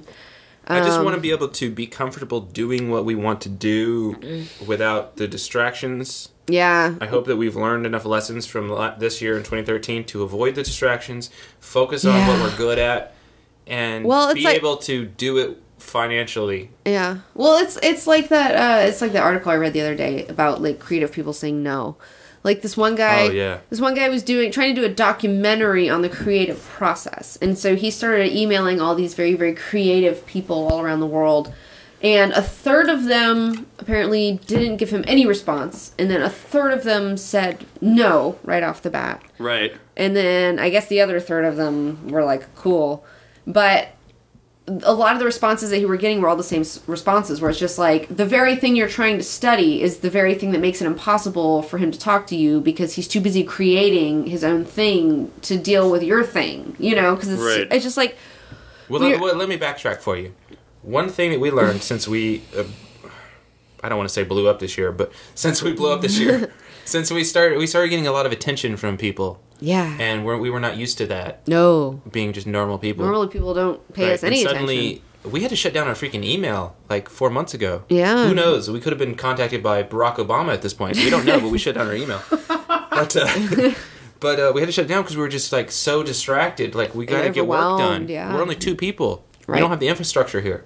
Right. Maybe we will eventually. Maybe we'll get the... Well, I mean, a lot of people, like, the thing is, like... People are asking for us to do things all the time, yeah, and we can't do them. And things to do just, like, for them. You know what I'm saying? For their creative projects. And, like, I totally, like, am very flattered that people want me for their creative projects. Yeah, and, thank you. Thank you for Thank you so much for thinking of me. Like, I'm very, That's so nice, but at this point, like, we realized we were committing to way too many things that we shouldn't have. Yeah, I mean, that's why I missed that fucking stupid tabletop thing. That's a fail of the year. Oh yeah, I forgot about that. Oh yeah, huge fail. I'm sorry to Will Wheaton and tabletop. Yeah, I slept through my call time for that. I was actually really pissed off about you guys on that one too. Yeah, I know. I know. Oh, come on. I know, but it's because I overscheduled myself because I didn't know any better. Because I was just getting into this and I kept scheduling myself for all these things, and I'm still learning and I'm still going to make, bad decisions along the way, but I feel like I've gotten a lot better at it, and I feel like, I feel like more comfortable saying no now. Yeah, right. Yeah, that's another thing. Going back, we went from the 9 to 5 normal work day that most people have to jumping into being entertainers and this not having a manager,